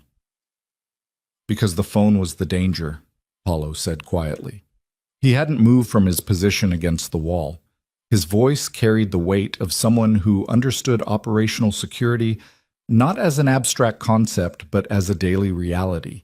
The reality of a man who had spent a year in Vietnam, never sleeping in the same location twice, because the jungle taught you that patterns were death sentences. Any contact with the club could have led March straight to us. Phantom didn't call because calling would have given March exactly what he wanted, a connection between Phantom and the Iron Vultures, a thread to pull. And now March has the thread anyway, Graves said, because Ellie walked into Blackline. The statement landed like a grenade with the pin already pulled. Every man in the room understood the implication simultaneously. If March was watching the building, and a man who'd spent 20 years tracking a ghost was certainly watching the building, then he'd seen the Harleys, he'd seen the leather cuts, he'd seen 10 men from a motorcycle club show up at Millbrook Terrace in the middle of the night and not leave until morning. He knew exactly what had happened. The connection Phantom had spent 15 years severing was now reattached, and March would be calculating what that meant for his $47 million operation. He knows about us, Ash said. If he didn't before the diner, he does now. Crow's meeting today, he wasn't just refusing to withdraw the eviction. He was buying time, reporting back to March. And March is going to move, Graves said. Fast. He can't afford to wait. Every day that Lena's still in that apartment is another day someone might find whatever Phantom hid. And now that we're in the picture, he didn't finish the sentence. He didn't need to. His phone buzzed. A text from Mace. Sutton's not answering. Graves stared at the screen. The letters glowed in the dim room. He read them twice. Tank? Keys. What? Keys. Now. We're going to Millbrook. They moved faster than men their age should have been able to. Tank grabbed the truck keys from the hook by the door. Ash swept his laptop into a bag. Hollow was already outside, moving through the dark toward his Harley with the fluid, silent gait of a man who had been woken by alarms in the night 1,000 times before and had never once hesitated. 3 engines fired in the gravel lot. Headlights cut the darkness. Graves was on his bike before the others, kicking the Harley to life with a ferocity that turned the ignition into an act of war. The engine roared, a deep guttural thunder that shattered the desert silence and sent something small and unseen scattering through the brush at the edge of the lot. They rode hard. 90 on the straightaway, leaning into turns that the cold pavement made treacherous, eating the 17 miles between the clubhouse and the city like men outrunning something they couldn't see. The wind was brutal, 40 degrees and dropping, cutting through leather and denim and skin until Graves's hands ached on the handlebars and his eyes burned from the cold.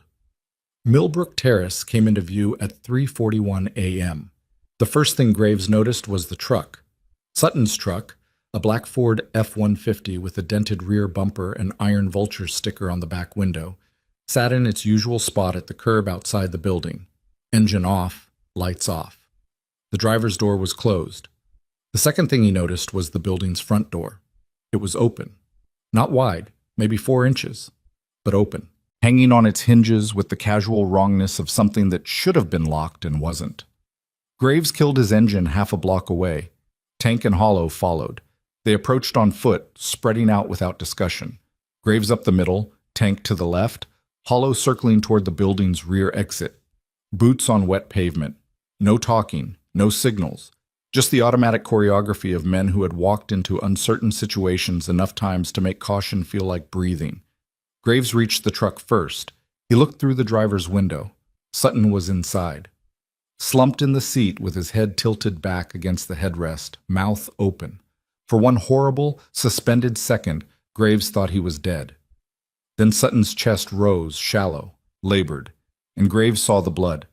A cut above his left eye, crusted and dark. His right hand lay in his lap, swollen at the knuckles. The skin split across the first and second joints. He'd hit someone, or something, and someone had hit him back. Graves opened the door. Sutton. No response. Sutton. Louder. The man's eyes opened, unfocused, wandering. Then they found Graves's face, and something behind them ignited. Fear, confusion, pain.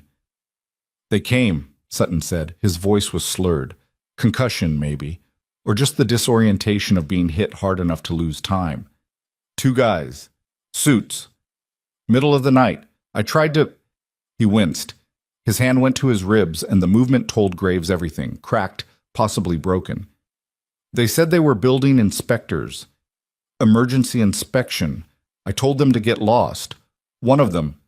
He coughed, blood on his lower lip. The other one came from behind. Where are they now? Went inside 20 minutes ago, maybe 30. I tried to follow, but...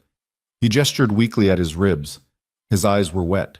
Not from crying, from the pain, from the humiliation, from the specific kind of rage that comes from being a man whose job was to protect and failing. Stay here. Graves straightened up, looked at the building, the open door, the dark stairwell beyond. Tank appeared at his shoulder. What happened? Two men, inside, 20 to 30 minutes. They didn't discuss it.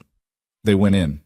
The stairwell was darker than before. The second-floor light that had been burned out was now joined by the third-floor light, which had been working 2 days ago. Someone had removed the bulbs. Deliberate. Professional. The darkness was a tool, and whoever was using it knew what they were doing. Graves took the stairs with his back against the wall and his hand trailing the railing. Tank followed 3 steps behind, close enough to respond, far enough to avoid being caught in the same ambush. Their boots were loud in the silence. Each step echoed upward through the stairwell like a countdown. 3rd floor. The hallway stretched toward apartment 3C. The door was closed, but not fully. The same 4-inch gap, the same wrongness. And from inside, barely audible over the hum of the oxygen concentrator, came the sound of drawers being opened and closed. Carefully. Methodically.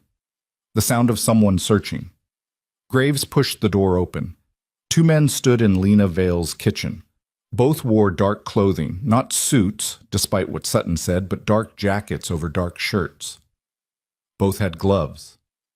One was crouched beside the kitchen cabinets, pulling them open one at a time, running his hand along the back of each shelf. The other stood by the refrigerator, which had been pulled away from the wall to expose the space behind it. He had a flashlight, a small, precise beam, and he was scanning the gap between the appliance and the drywall with the systematic attention of someone who had done this before. They both froze when the door opened. The one by the refrigerator moved first. He straightened, turned, and his hand went to his waistband. Not a gun, but a phone. Speed dial. Reporting. Alerting. The one by the cabinet stood up slowly, his eyes moving from Graves to Tank in the doorway behind him, calculating odds, distances, exits. "Get out," Graves said. His voice wasn't loud. It wasn't threatening. It was something worse. Absolute. The voice of a man who had moved past the negotiation phase of everything and arrived at a place where the next thing that happened would be determined entirely by the choices other people made in the next 3 seconds. The man by the cabinets was younger, late 20s, athletic build, the hard eyes of someone who worked in private security and had been trained to maintain control in confrontational situations. He held his ground. "We're conducting an emergency building inspection authorized by..." Tank stepped past Graves. 1 step. That was all it took. 300 pounds of scarred, tattooed force moving through a doorway with the unhurried inevitability of a freight train, and the younger man's composure cracked like thin ice. He took a step backward. His hip hit the counter. His hand came up, palm out, reflexive, The universal gesture of a man who has just realized he is not the most dangerous thing in the room. "I said get out," Graves repeated. The man by the refrigerator pocketed his phone. He looked at his partner. Some communication passed between them, a glance, a micro-expression, a calculation completed in silence. Then the man by the refrigerator nodded once, and both of them moved toward the door. They had to pass Tank to leave. They did it sideways, pressing against the wall, their bodies angled to minimize contact. The younger one's jaw was clenched. The older one's face was blank, professionally blank. The blankness of a man who is already composing his report. They left. Footsteps in the hallway, on the stairs, and then gone. Graves stood in the kitchen. The cabinets were open. The refrigerator was pulled from the wall. A drawer near the sink had been emptied. Its contents, silverware, a can opener, rubber bands, takeout menus, spread across the counter in a pattern that suggested systematic removal and inspection. They'd been searching, just as Rachel predicted, looking for whatever Phantom had hidden. Graves moved through the apartment quickly. The living room was undisturbed. Lena's hospital bed, the oxygen concentrator, the pill bottles on the windowsill. Lena herself was asleep or unconscious, her breathing shallow and rhythmic beneath the oxygen cannula. She hadn't heard. The medication she took at night ensured that. Ellie's room. The door was closed. Graves opened it slowly, expecting to see the girl asleep, expecting the twin mattress and the schoolbooks and the photograph of Phantom on the wall. The bed was empty. The covers were pulled back. The pillow still held the impression of her head. But Ellie was gone. Graves's heart stopped. Not metaphorically. He felt it freeze in his chest like an engine seizing, one terrible fraction of a second, where the world went white, and every worst-case scenario he'd ever constructed in 61 years of hard living converged into a single point of absolute annihilating terror. Then a sound. Small, close. Beneath him. He looked down. Ellie was under the bed, curled into a ball, pressed against the wall, her knees drawn to her chest and her arms wrapped around something rectangular. A metal box, small, dented, the kind you'd use to store tools or documents. She was shaking. Her eyes were open, wide, staring at him from the darkness beneath the bed frame with the primal, cornered animal focus of a child who had heard strangers in her home and done the only thing her instincts knew how to do. She'd hidden, and she'd taken the box with her. "Ellie," Graves whispered. He knelt down. His knee screamed. He ignored it. He lowered himself until his face was level with hers, until he could see her eyes clearly in the thin light from the hallway. "It's me. It's Graves. They're gone." She didn't move. Her grip on the box tightened. Her knuckles were white. "Ellie, you're safe. I'm right here." A long pause. A breath. Another. Then, slowly, so slowly it hurt to watch, she uncurled, pushed herself out from under the bed on her stomach, dragging the box with her, and when she was clear, she sat up on the floor and looked at Graves with an expression that no 9-year-old should ever wear. She wasn't scared anymore. She was done being scared. What was left was something harder, colder, older, the look of someone who had crossed a threshold in the night and could not go back. "They were looking for this," she said. Her voice was steady, flat. "Dad told me about it. Before he died. He said people might come looking for it. He said to hide it and never tell anyone." Graves looked at the box. Small, metal, locked with a combination padlock that was scratched and dull with age. "What's in it, Ellie?" "I don't know. Dad said I'd know when to open it." She looked at him, looked through him, really, the way her father used to look through walls and weather and lies. "I think it's now." Graves reached for the box, then he stopped. His hand hung in the air between them, and in that suspended moment, he understood something that changed the shape of everything. This wasn't a rescue anymore. It never had been. From the moment Ellie walked into Black Line Diner, she hadn't been looking for shelter. She'd been carrying a weapon, the one thing Phantom had left behind that could destroy Devlin March and every dollar he'd built on 20 years of laundered money, and she'd walked it straight into the hands of the only men her father trusted to use it.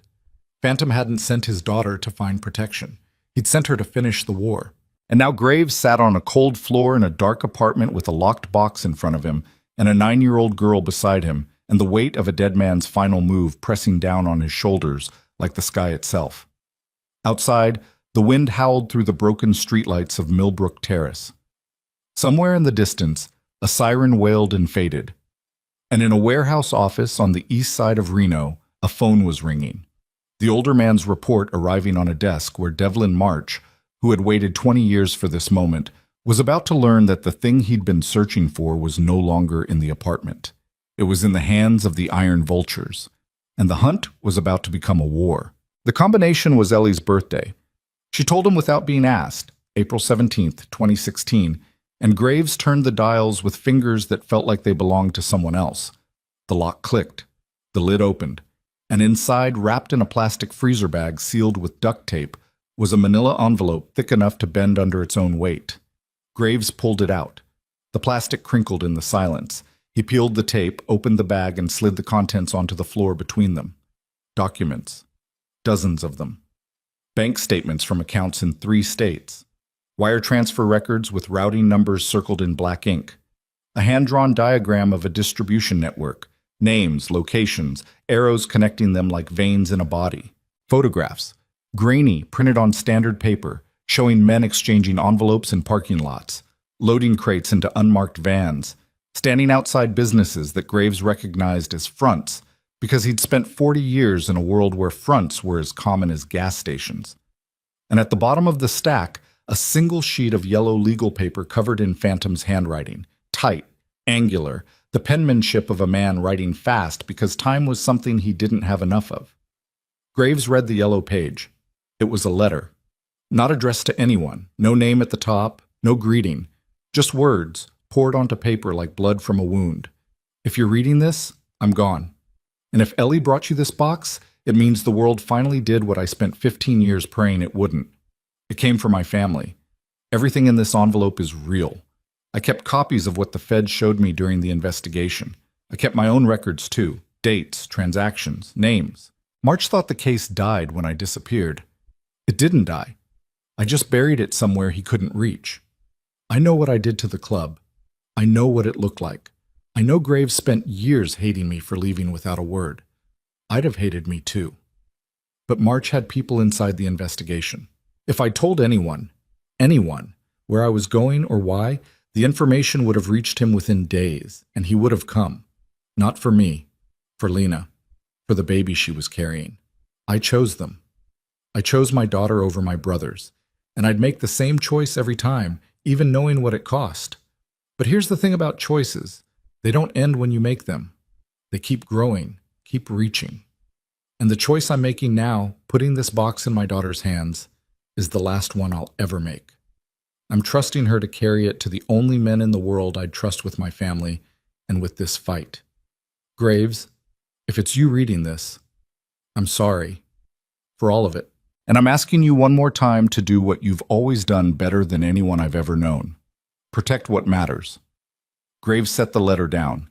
His hands were shaking, not from cold, not from fear, from something that had no name and no bottom, a grief so delayed and so total that it felt less like an emotion and more like a physical law, gravity pulling everything inside him toward a center that couldn't hold.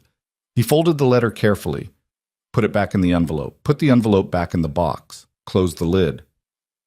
Tank, he said. Tank stood in the doorway, filling it.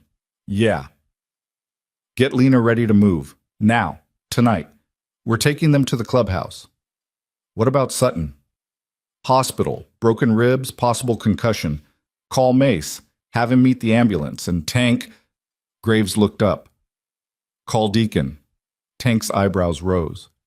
Tell him the 72 hours are over. Tell him what we found. And tell him I need every brother at the table by sunrise. They moved Lena in the dark. Tank carried the oxygen concentrator. Ash, who had arrived 12 minutes after Graves's call, dismantled the portable tank setup and loaded it into the truck bed. Hollow carried Lena herself. She weighed nothing in his arms, 87 pounds of illness and exhaustion wrapped in a blanket, her oxygen cannula connected to a portable unit that Ash held at her side as they descended the stairs. She was conscious, but barely, her eyes fluttering open and closed, her lips moving around words that didn't quite form. Ellie walked beside Hollow, one hand resting on her mother's arm, the other clutching the metal box against her chest. They loaded Lena into the truck's back seat, propped against pillows pulled from her bed. Ellie climbed in beside her. Graves took the passenger seat. Tank drove. Behind them, Ash and Hollow rode their Harleys, exhaust vapor rising into the freezing pre-dawn air like the breath of animals running in the dark. No one spoke during the drive. The highway was empty, a black ribbon cutting through desert that stretched to every horizon. The only light came from the truck's headlights and the twin beams of the Harleys behind them. The only sound was the engine, the tires on asphalt, and the rhythmic hiss of Lena's oxygen. Graves watched the road. His jaw was locked. His eyes were fixed on the vanishing point where the headlights dissolved into darkness. In his mind, he was building something, a structure made of facts, risks, and possibilities. A plan. The plan Deacon had demanded. The plan that would determine whether the Iron Vultures survived the next 48 hours or shattered against a man with 20 years of preparation and 47 million reasons to destroy them. They reached the clubhouse at 4:50 a.m. Tank backed the truck to the door. They moved Lena inside, setting up her equipment in the back room that had once been Graves's private office, the quietest space in the building, with a door that locked and walls thick enough to muffle the sound of 15 motorcycles idling in the yard. Ellie sat beside her mother on a cot they'd assembled from spare parts and old blankets. Lena's breathing had stabilized during the drive. The oxygen concentrator hummed. The pill bottles were arranged on a shelf within reach. Ellie had organized them, precisely, automatically, with the practiced efficiency of a child who had been managing her mother's medication for longer than anyone knew. Graves watched her from the doorway. She didn't look up. "Ellie," she raised her head. Those eyes, Phantom's eyes. "You did good tonight." She nodded. Then, "Are they going to come back?" Graves didn't lie to her. He'd spent his life lying to people who needed comfort, and he'd learned that the ones who survived were always the ones who got the truth. "Yeah," he said, "they're going to come back." "Can you stop them?" He looked at her for a long time, at the metal box on the floor beside her, at the locked door, the humming machines, the sleeping woman who didn't know yet how much danger she was in. "I'm going to try." Ellie held his gaze. Then she reached down, picked up the box, and held it out to him. "Then you need this more than I do." He took it. It weighed almost nothing, and everything. By 6 a.m., 12 men sat around the scarred wooden table in the main room of the Iron Vultures clubhouse. Every chair was filled. The overhead lights, all of them for once, were on, casting the room in harsh yellow that erased shadows and left nowhere to hide. Coffee cups. Cigarette smoke. The smell of leather and tension and men who hadn't slept. Deacon sat at the far end of the table, opposite Graves. His arms were crossed. His face was unreadable. But he was there. He'd come when called, and in the silent language of the club, that meant the door was still open. Graves didn't ease into it. He set the metal box on the table, opened it, and spread Phantom's documents across the scarred wood like a field surgeon laying out instruments before an operation. Then he talked. He told them everything. March, Ridgeline Capital, the money laundering network, the connection to Phantom's disappearance, the men who'd broken into Lena's apartment, Sutton's injuries, the search for the file. He told them about Rachel Dunn's analysis and Hollow's observation about Crow's reaction. He told them about the letter. He read the letter aloud, every word. His voice didn't break, but when he finished, the room was different. Something had shifted in the molecular structure of the air, a change so fundamental that every man felt it simultaneously, the way animals feel earthquakes before the ground moves. Mace spoke first. Mace, who had sided with Deacon, who had questioned the club's involvement, who had argued that Phantom's family wasn't their responsibility. His voice was raw. He went through all that, alone, for 15 years. Nobody answered. Nobody needed to. Graves looked at Deacon. "There's your plan," he said. "We take this file to a federal prosecutor. Not local, federal." March's operation spans multiple states. The transaction records match Ridgeline Capital's current structure.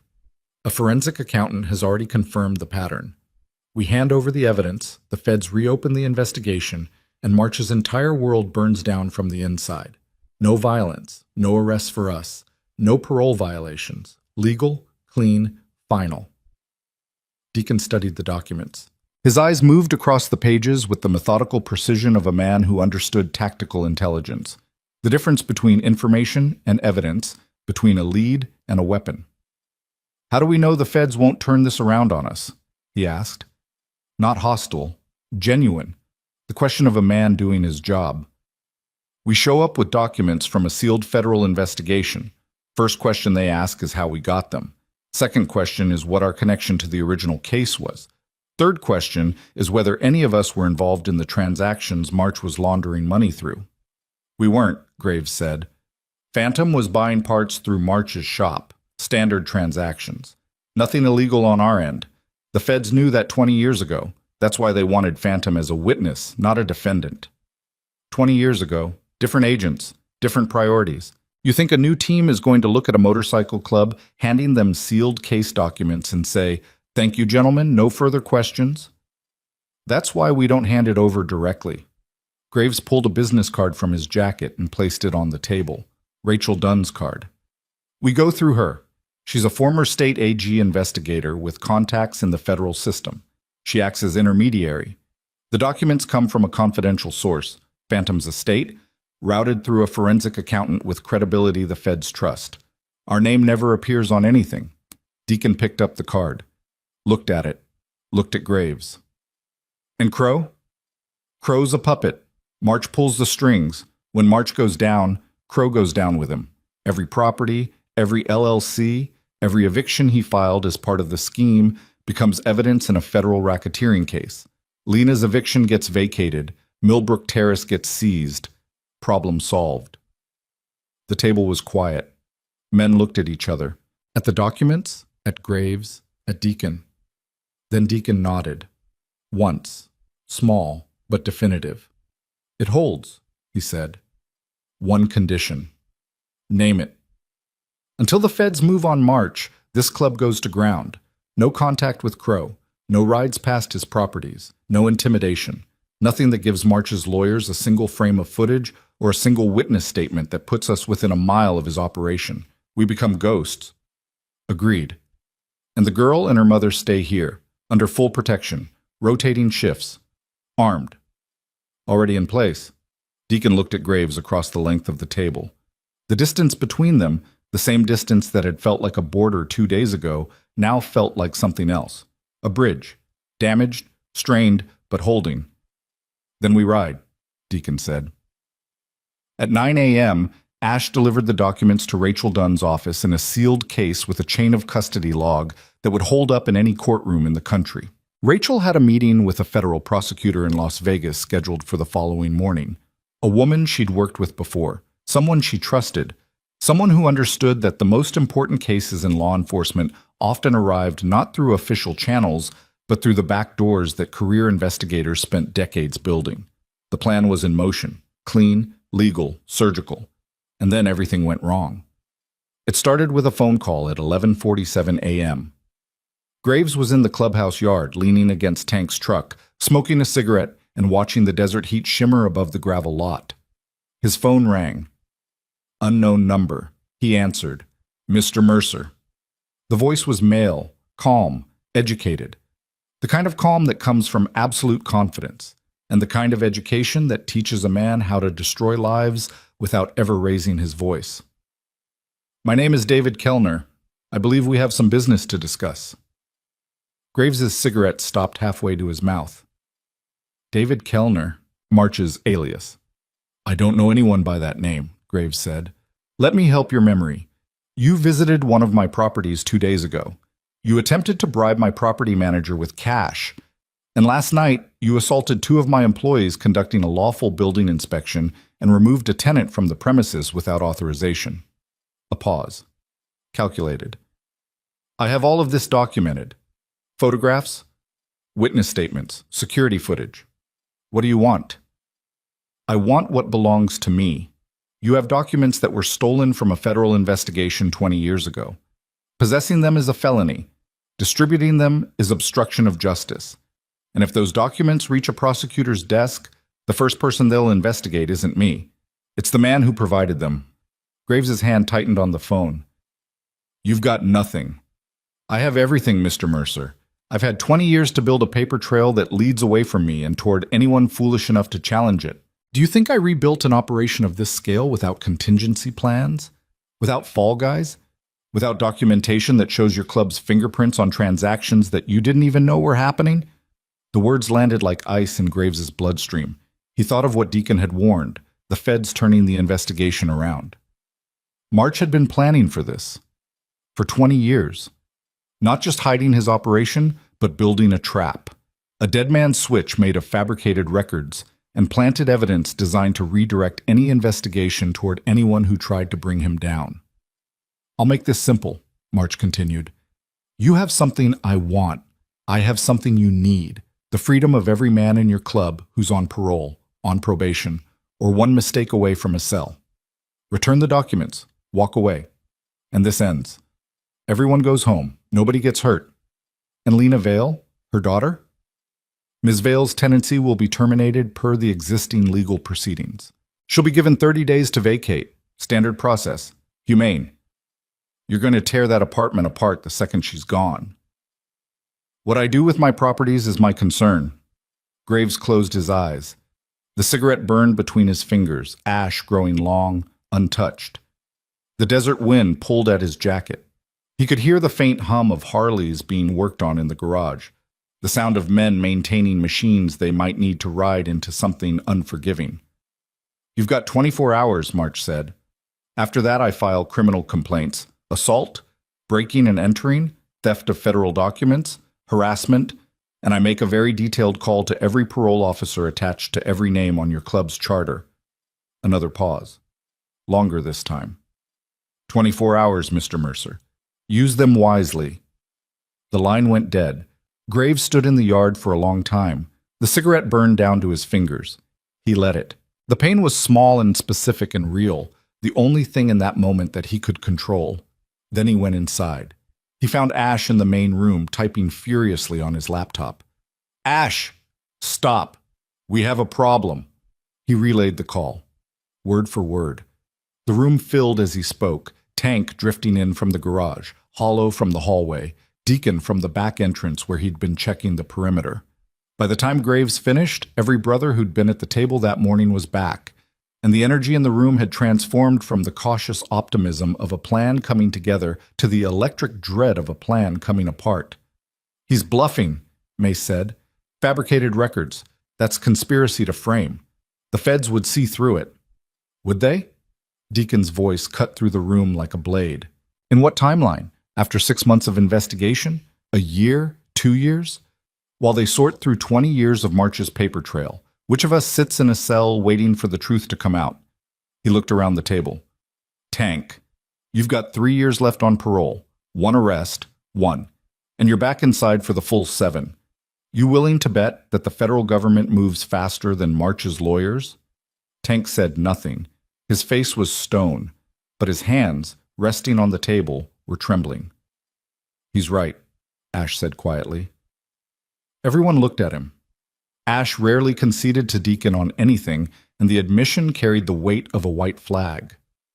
March has had 20 years to prepare for exactly this scenario.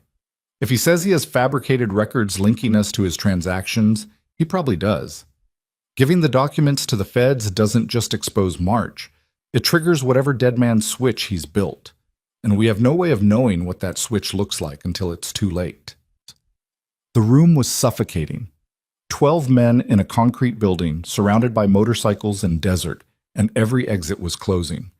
Graves looked at Hollow, who hadn't spoken, who was leaning against the wall with his arms at his sides and his pale eyes fixed on a point somewhere beyond the room, beyond the walls, beyond the present moment. Hollow. The old man's eyes refocused, slow, deliberate, like a rifle scope adjusting for distance. He called you, Hollow said, on your phone, which means he has your number, which means he's been watching longer than we thought. The apartment search wasn't his first move, it was his latest. What are you saying? I'm saying a man who has your personal phone number also knows where this clubhouse is, where we ride, who our families are, where Tank's sister lives, where Mace's ex-wife takes his son to school. Hollow's voice was flat, depthless, the voice of a man describing a perimeter breach. He's not just threatening our freedom, he's threatening our people. The statement detonated silently. Every man in the room felt the blast radius. Graves gripped the edge of the table. His knuckles were white. His arms shook, not from weakness, but from the physical effort of containing something that wanted to erupt. So we're trapped, Mace said. We give back the documents, March wins. We give them to the feds, March triggers his contingency, and we all go down. We do nothing. He files complaints, and we go down anyway. There's another option, Graves said. Every head turned. We don't go to the feds. We don't give back the documents. We go to March directly. Deacon's chair scraped against the concrete. Absolutely not. Not to fight, not to threaten. Graves's voice was controlled, measured, but underneath it, underneath the discipline and the decades of leadership, was something raw and molten. To negotiate, face to face, man to man. Negotiate what? He holds every card. He holds one card. Fear. He's counting on us being afraid of what happens if we push back. He's counting on parole conditions and criminal records and the weight of everything we've done wrong in our lives to keep us in line. Graves looked around the table. Every face, every scar, every set of eyes that had seen the inside of a system designed to break men exactly like them. But he forgot something. What? We've already lost everything before, most of us. Prison, families, jobs, dignity. We've been at zero. We've been below zero. And we're still here. He straightened up. March has $47 million, a network of lawyers, and 20 years of planning. We have Phantom's file and 12 men who've survived worse than anything a real estate developer can throw at us. Graves, Deacon started. I'm not done. His voice dropped. The room contracted. Here's what March doesn't know. Rachel Dunn made copies, 3 sets. One is in her office safe, one is in a bank deposit box in Las Vegas. And one, he pulled a USB drive from his jacket and set it on the table, is right here. Even if we gave back the originals, the evidence exists in places he can't reach. The dead man's switch goes both ways. Ash looked at the USB drive, then at Graves. Something new behind his eyes, not hope exactly, but the recognition that the game had changed. You want to tell him that, Ash said, to his face. I want to sit across from Devlin March and tell him that if anything happens to this club, any arrest, any parole violation, any threat to any family connected to us, 3 copies of Phantom's file go to 3 different federal prosecutors simultaneously. I want to tell him that his contingency plan means nothing because the evidence is already beyond his control. And I want to watch him understand that the only way he survives this is by leaving Lena Vale, Ellie Vale, and the Iron Vultures completely alone, permanently. Silence. Then Deacon leaned forward, his elbows on the table, his pale green eyes locked on Graves. That's mutually assured destruction. Yes. If he doesn't believe you, if he thinks you're bluffing, he'll trigger everything. He'll believe me. Graves's voice was iron. Because I'm going to bring Phantom's daughter with me. The room erupted. Not in shouting, the Iron Vultures didn't shout, but in the sharp overlapping speech of men who had all reached the same conclusion simultaneously and were expressing it from 12 different angles of alarm. You can't bring a kid into a meeting with, "That's insane, Graves." March will see it as a provocation. Listen. Graves's voice cut through the noise like an axe through kindling. The room went silent. Absolutely, instantly silent. March has spent 20 years afraid of a ghost. A dead man he couldn't find, couldn't control, couldn't silence. He bought buildings, hired men, built an empire of shell companies and fabricated records, all because of one man's memory. That's not business. That's obsession. That's fear. Graves picked up the USB drive and held it in his fist. When he sees Phantom's daughter walk into that room, carrying her father's face, her father's eyes, her father's unbreakable stubbornness, he's going to understand something that no threat and no document and no lawyer can communicate. What? That Phantom is still alive. In her. In us. and every copy of that file that's sitting in every safe in every city he can't reach, and that the only way to kill Phantom for good is to destroy all of it, and he can't. He can't destroy all of it. It's too late. Graves looked around the table. 12 faces, 12 histories, 12 men who had walked into this clubhouse carrying different wounds, different failures, different reasons for being here, but who had stayed because the table held them together the way gravity holds planets in orbit. Not perfectly, not gently, but absolutely. "I'm asking for a vote," he said. "Full table. Majority rules." Deacon looked at him. A long, searching look, the kind that passes between men who have disagreed about everything and agree about the one thing that matters. "All in favor of the meat," Deacon said. His voice was quiet but clear. 12 hands went up. Everyone, including Deacon's. The meeting was set for 10 o'clock that night. Neutral ground, a closed body shop on the industrial strip south of Reno that the club had used for negotiations before. Ash made the call to March's number using a burner phone.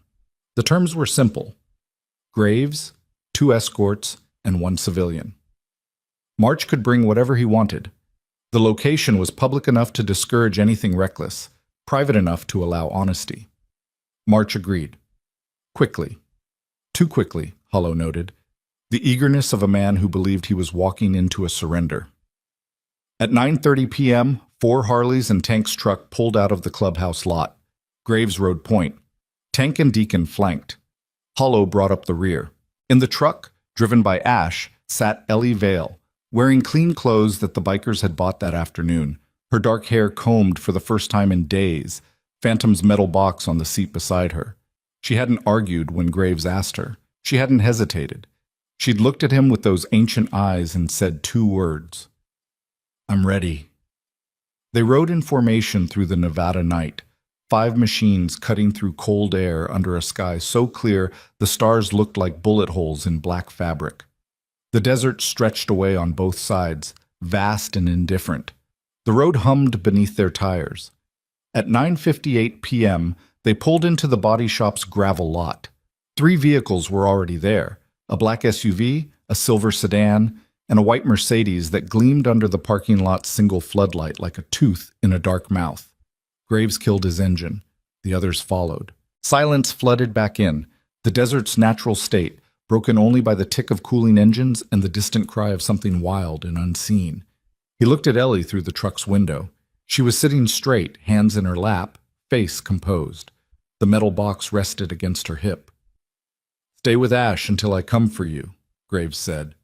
She nodded. Graves walked toward the body shop's side entrance, Tank on his right, Deacon on his left. Their boots crunched on gravel. The floodlight threw their shadows long and sharp across the ground.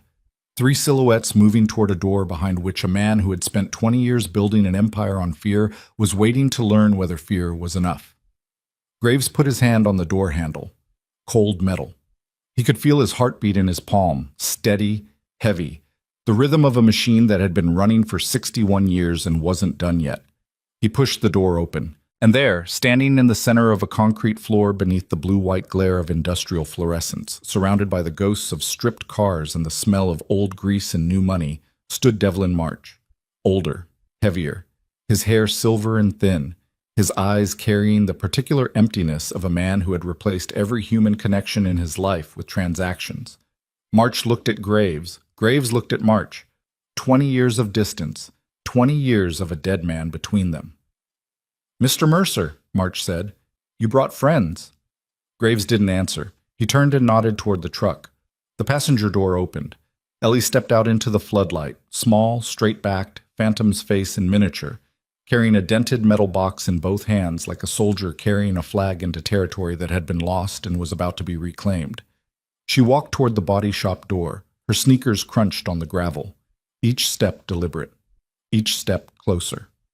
March saw her, and for the first time in 20 years, for the first time since he'd watched a man named Phantom Vale disappear into the American night carrying secrets that could end everything, Devlin March's composure cracked. It was small, a twitch at the corner of his mouth, a shift in his stance, a flicker behind those empty eyes that looked, for one unguarded second, exactly like what it was. terror. Ellie stopped in the doorway. She looked at March, looked through him, the same way her father used to look through walls and weather and lies. "My name is Ellie Vale," she said, "and my dad has something to say to you." March didn't speak for 7 seconds. 7 seconds in a room like that, concrete floor, fluorescent lights, the smell of old grease and cold metal, was an eternity. Graves counted every one of them because counting kept him anchored, kept the fury in his chest from detonating before the moment was right. Tank stood to his right like a wall made of scar tissue and silence.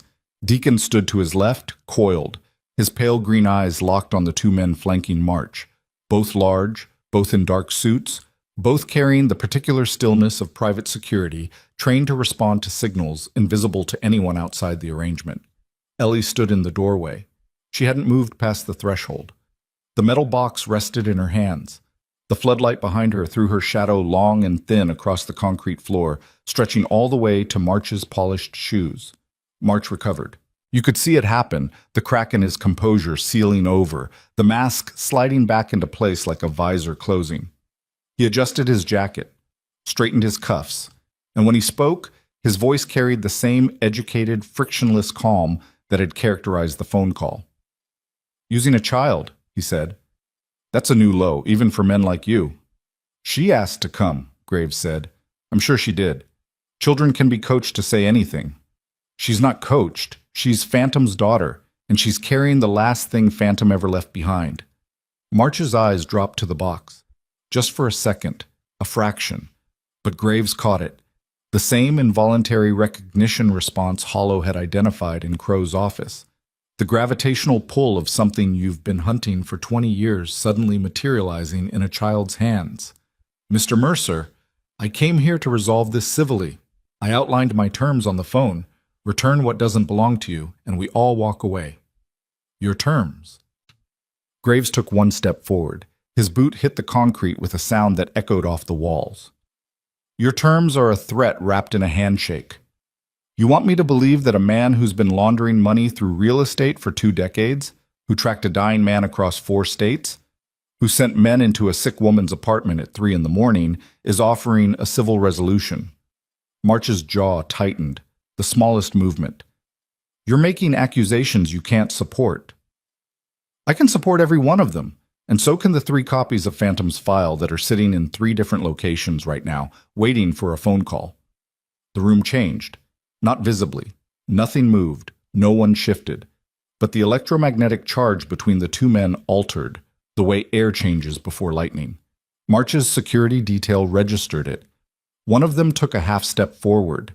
Deacon's hand moved. Not far, not fast, just enough to make the geometry clear. 3 copies, March repeated. One with a forensic accountant who used to work for the state AG. One in a bank vault in Las Vegas. One on a drive in my jacket. Graves kept his voice flat, factual. The voice of a man laying cards on a table. "You can take the originals. I'll hand them over right now. But the copies stay. And here's what happens with them." He paused. "Let the silence do its work. If anything happens to this club, any arrest, any parole violation triggered by fabricated evidence, any anonymous complaint to any officer of the court, 1 copy goes to the FBI's Organized Crime Division. If anything happens to Lena Vale or Ellie Vale, eviction, harassment, a stranger in their hallway, a power outage that lasts 1 minute longer than it should, the 2nd copy goes to the Department of Justice. And if anything happens to me, anything at all, the 3rd copy goes to every major newspaper in Nevada with a cover letter from a forensic accountant who can explain exactly what Ridgeline Capital is and where the money comes from."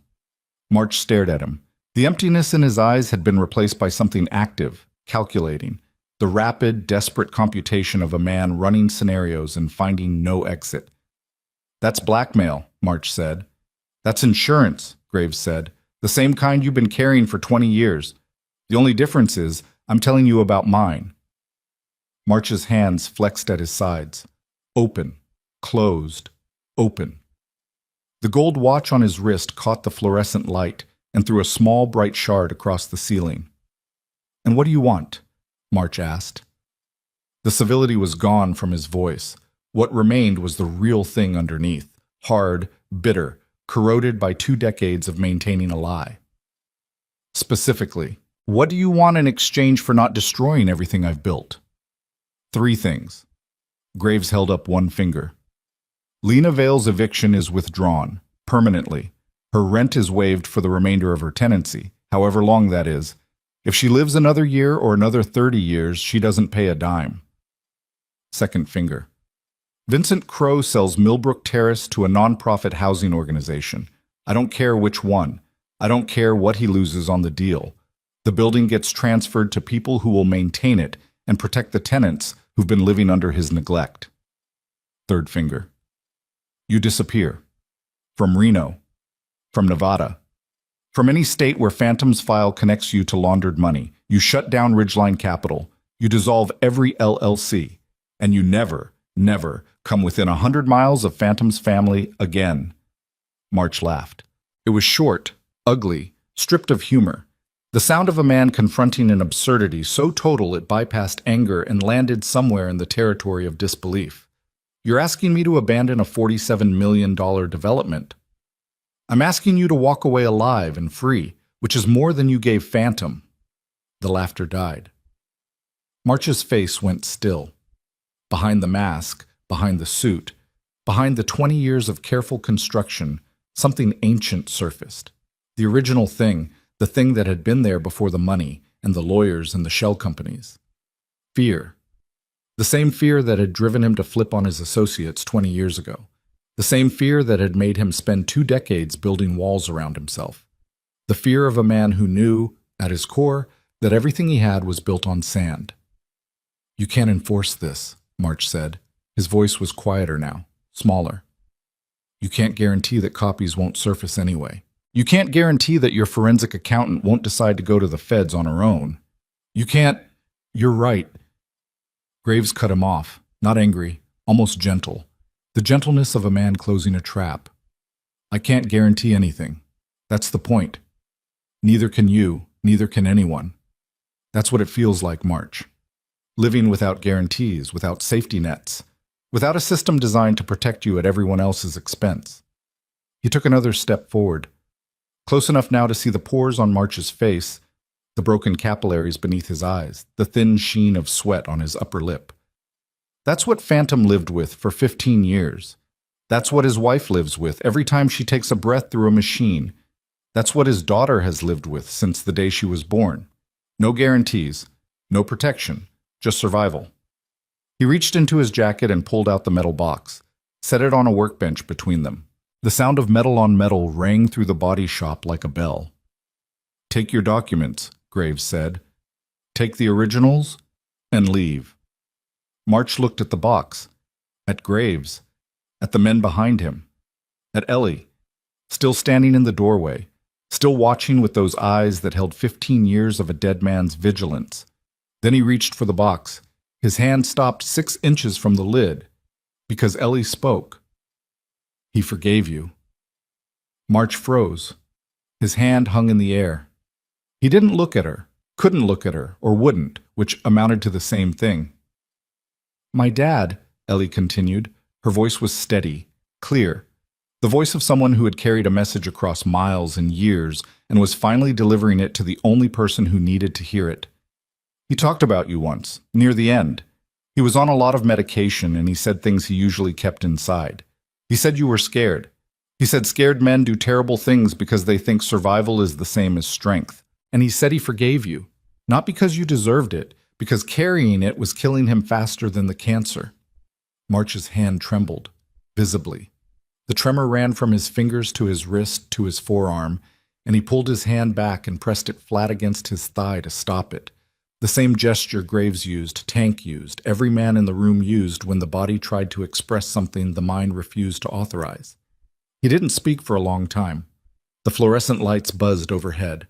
A draft moved through the body shop, carrying the smell of cold desert and distant exhaust. One of March's security men shifted his weight, uncomfortable, aware that whatever was happening in this room had moved beyond his training and his job description. March picked up the box, held it against his chest with both hands. His eyes were wet, not crying, not yet, but the surface tension holding everything in place was failing.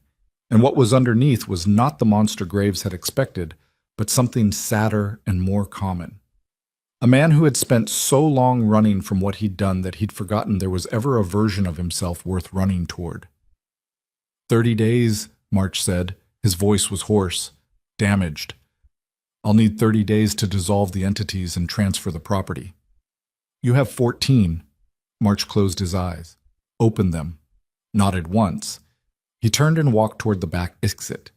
His security detail fell in behind him.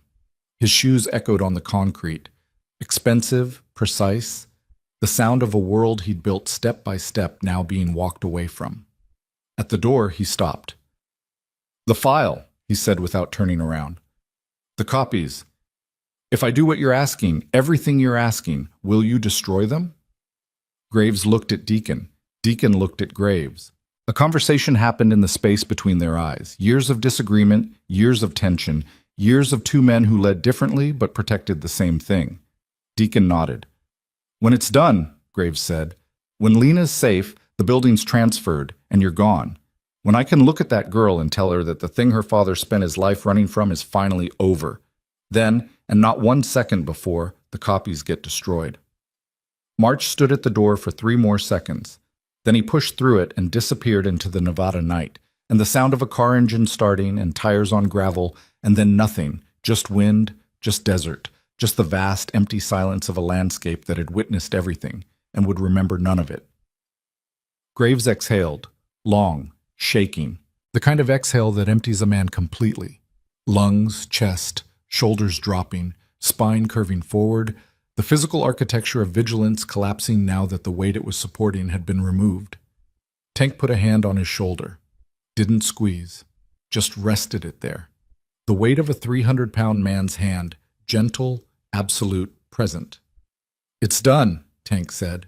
Not yet, Graves said. He straightened up, looked at Ellie. She was still in the doorway. She hadn't moved the entire time. Her face was dry. Her hands were empty. The box was gone, carried out by the man who'd spent 20 years afraid of what it held. But her eyes held something new. Not relief. Not victory. Something quieter and more permanent. Peace. The specific, hard-won peace of a child who had been carrying an adult's burden and had finally set it down. Let's go home, Graves said. The ride back was different from every ride that had preceded it. The formation was the same. Graves on point, Tank and Deacon flanking, Hollow in the rear, Ash driving the truck with Ellie in the passenger seat. But the energy had changed. The engines sounded different, not softer. Engines don't get softer. But the way the men rode was different, looser. The rigid, combat-ready tension that had locked every spine and tightened every grip for the past 4 days had released, and what replaced it was the particular grace of men who know the fight is over and are letting their bodies remember what it feels like to simply move through the world without bracing for impact. They reached the clubhouse as dawn was breaking. The sky above the desert went from black to deep blue to a thin line of gold along the eastern horizon. The first light caught the chrome of the Harleys in the yard and turned them into a row of burning mirrors. Inside, Lena was awake.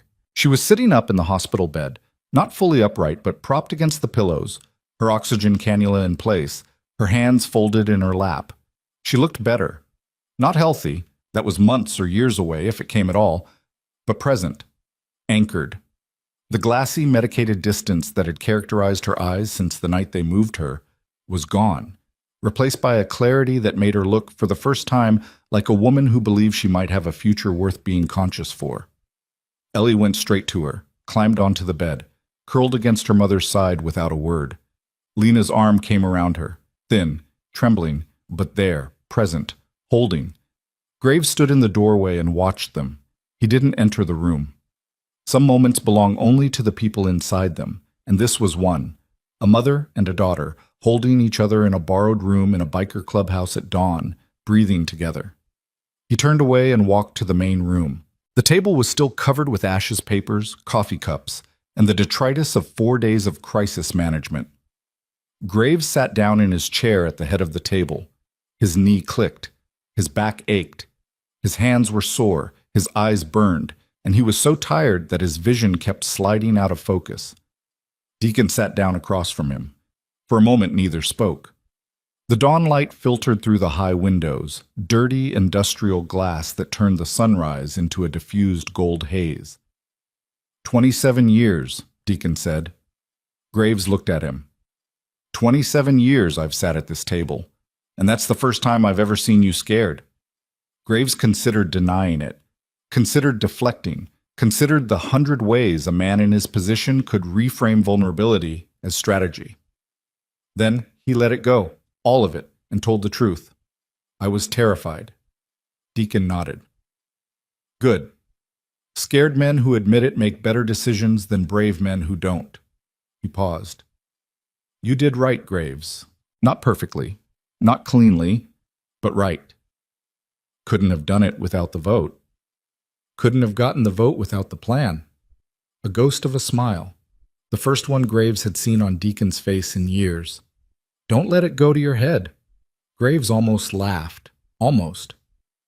Over the next 14 days, the world rearranged itself. Vincent Crowe withdrew the eviction against Lena Vale on day 3. On day 5, Millbrook Terrace was listed for sale. On day 9, a non-profit housing coalition in Reno, one that Rachel Dunn had quietly connected Ash to, signed a purchase agreement. On day 12, Ridgeline Capital filed dissolution papers with the state of Delaware. On day 14, a moving truck was photographed leaving a warehouse office on Reno's east side, and Devlin March, David Kellner, whatever name he carried now, vanished from Nevada as completely as Phantom had vanished 20 years before. Rachel Dunn confirmed the dissolution. Ash verified the property transfer. Deacon personally checked every parole record, every court filing, every database he could access to ensure that no fabricated evidence had been planted against any member of the club. Nothing. Clean. March had kept his word. Whether from fear, from exhaustion, or from the small, devastating thing a 9-year-old girl had said to him in a body shop at 10 o'clock at night, he had dismantled everything and walked away. Graves kept his word too. On day 15, he sat in Rachel Dunn's office and watched her feed one copy of the file through an industrial shredder. On day 16, he drove to Las Vegas with Ash and emptied the bank vault. On day 17, he snapped the USB drive in half over the kitchen sink at the clubhouse and dropped the pieces into a coffee can filled with acetone. It was over, but the ending wasn't a single moment. It was a season, a long, slow process of things falling into place, the way bones knit or engines rebuild, not all at once but piece by piece, with setbacks and adjustments, and the occasional moment of something that, if you weren't careful, might feel like hope. Lena's surgery came 6 weeks later. Graves had found the surgeon through a contact Tank had in Reno's medical community, a thoracic specialist who owed a favor to a nurse who owed a favor to a man whose motorcycle Tank had rebuilt for free 3 years ago. The chain of debts and kindnesses was long, convoluted, and entirely characteristic of the way the Iron Vultures operated, not through official channels, but through the network of human connections that existed beneath the official world, like root systems beneath pavement. The surgery took 4 hours. 12 bikers filled the hospital waiting room, sitting in plastic chairs designed for smaller, less weathered men, drinking vending machine coffee from paper cups, not speaking much. Hollow read his Western novel. Tank stared at the wall. Ash typed on his laptop. Deacon stood by the window watching the parking lot. Graves sat in the corner, alone, his hands folded, his eyes closed. Not sleeping, waiting, the way he'd spent his entire life waiting, for news, for outcomes, for the moment when the thing he'd been fighting for either survived or didn't. At 2:17 p.m., the surgeon came out. She was still in scrubs. Her face was tired but open, the particular openness of a doctor carrying good news. She's stable, the surgeon said. The procedure went well. Recovery will be long. Months of rehabilitation, continued oxygen support, lifestyle modifications. But the obstruction is cleared. Her lung capacity should improve significantly. She's stable. 2 words. Graves heard them, and something inside him, something that had been clenched for days, weeks, years, decades, finally let go. Not dramatically, not with tears or collapse or any of the visible markers of emotional release, just a slow, deep exhalation, a settling. Like a building that had been swaying in a storm finally coming to rest on its foundation. Tank cried, openly, silently, tears running down into his beard while his massive shoulders shook. Mace put a hand on his back. Ash closed his laptop and pressed his palms against his eyes. Deacon turned from the window, and his face, that hard, guarded, perpetually calculating face, held an expression that Graves had never seen on it before. Unguarded relief. Hollow closed his book, looked at Graves across the waiting room, nodded once. Ellie wasn't in the waiting room. She was in the hallway outside the operating room, sitting on the floor with her back against the wall, the same posture she'd held in the kitchen the night they first came to Millbrook Terrace. Graves found her there after the surgeon left. He lowered himself to the floor beside her. His knee clicked. His back protested. He sat anyway. "She's okay," he said. Ellie nodded. She already knew. She'd been watching the surgeon's face through the window in the double doors, reading it the way she read everything, with the preternatural attention of a child who had learned to decode adult expressions as a survival skill. They sat together in the hospital hallway for a long time, not talking, just present. The fluorescent lights hummed above them. Nurses passed. Gurneys rattled. The ordinary sounds of a building where people fought to stay alive. "Graves," Ellie said. "Yeah. Thank you." He looked at her. She wasn't looking at him. She was looking at the wall across the hallway, at a point somewhere beyond it, somewhere only she could see. "Your dad thanked me once," Graves said. "Same way, same voice. We just pulled him out of a wreck on Highway 93. Bike was totaled. He had a gash on his head deep enough to see bone. And while I'm trying to stop the bleeding with my shirt, he looks up at me and says, 'Thank you,' like I just passed him the salt." Ellie almost smiled. "He was terrible at asking for help," she said. "The worst." "I think I got that from him." Graves looked at her. This 9-year-old girl who had walked 4 miles in a storm, carried a dead man's secret, faced down a room full of bikers, and stood in a doorway while a man who'd spent 20 years destroying lives tried to destroy hers. She was thin, tired, still too old behind the eyes. But there was something else there now, something that hadn't been there in the diner. A looseness, a willingness to occupy the present moment without scanning it for threats. "You got a lot from him," Graves said, "but you don't have to carry it the way he did." She looked at him for the first time, those brown eyes, phantom's eyes. But lighter now, just slightly, the way a sky looks lighter after rain. "I know," she said. "Years pass the way years do, not in a straight line, but in circles, spirals, the irregular rhythm of a life being lived rather than survived." Lena recovered slowly. She never regained full lung capacity, but she gained enough to walk without the portable tank, enough to sit on the porch of the small house the club helped her rent near the clubhouse, enough to watch the sun set over the desert while Harleys rumbled in the distance. The club changed too. Not dramatically. The Iron Vultures were too old, too scarred, too set in their ways for dramatic change. But Ellie's presence softened something in the building's molecular structure. Tank taught her how engines worked, carburetors, transmissions, the delicate art of timing a V-twin so it sang instead of stuttered. She was a natural.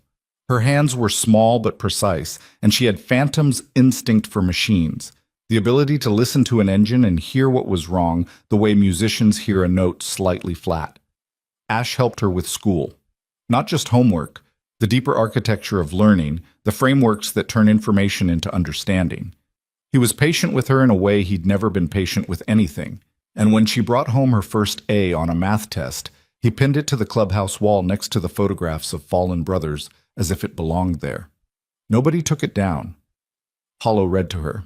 Every night, when the wind picked up, and the desert turned cold, and the old building creaked like a ship in rough seas, Hollow sat in the hallway outside her room with a worn paperback and read westerns in his quiet, barely there voice until her breathing slowed and the light under her door went out.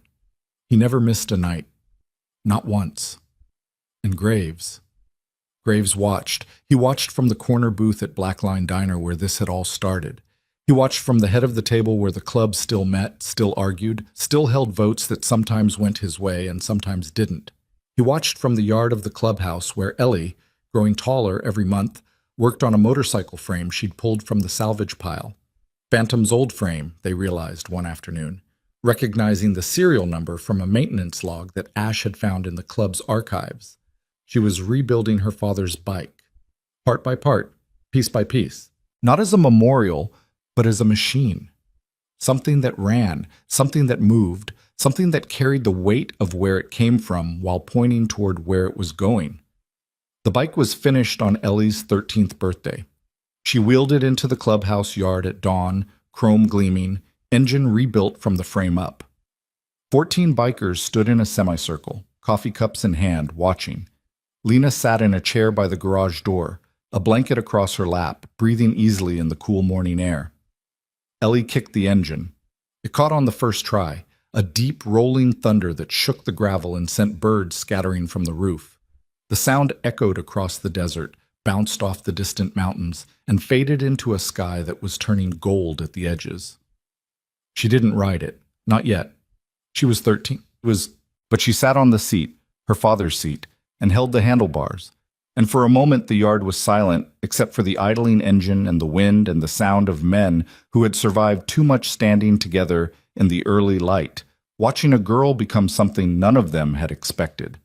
Not a victim, not a burden, not a debt to be repaid. Family. Graves stood at the edge of the group, coffee in hand, the morning sun catching the silver in his hair and the scars on his knuckles. He looked at Ellie on Phantom's bike. He looked at Lena in her chair. He looked at the men around him, Tank, Ash, Hollow, Deacon, all of them, standing in a half circle like a wall built not to keep people out, but to keep something precious in. He thought about Phantom, about a man who rode into this club carrying nothing and left carrying everything. About a letter written in tight, angular handwriting that said, "Protect what matters." About a choice made in desperation that became, across 15 years and 1,000 miles and the unbridgeable distance between the living and the dead, the most important thing any of them had ever done. He raised his coffee cup. Didn't say a word. Tank saw him and raised his, then Ash, then Hollow, then Deacon, then every man in the yard, one by one, coffee cups lifting in the morning light like a toast to something that didn't need a name because everyone there already knew what it was. The engine idled. The desert stretched. The sun climbed higher. And somewhere out on the endless highway that runs from one horizon to the other, through heat and cold and years and loss and the stubborn, unbreakable persistence of people who refuse to let the world win, somewhere out there, a phantom rode alongside his brothers one last time, watching the family he saved carry each other forward into a morning that finally, after everything, felt like it belonged to them.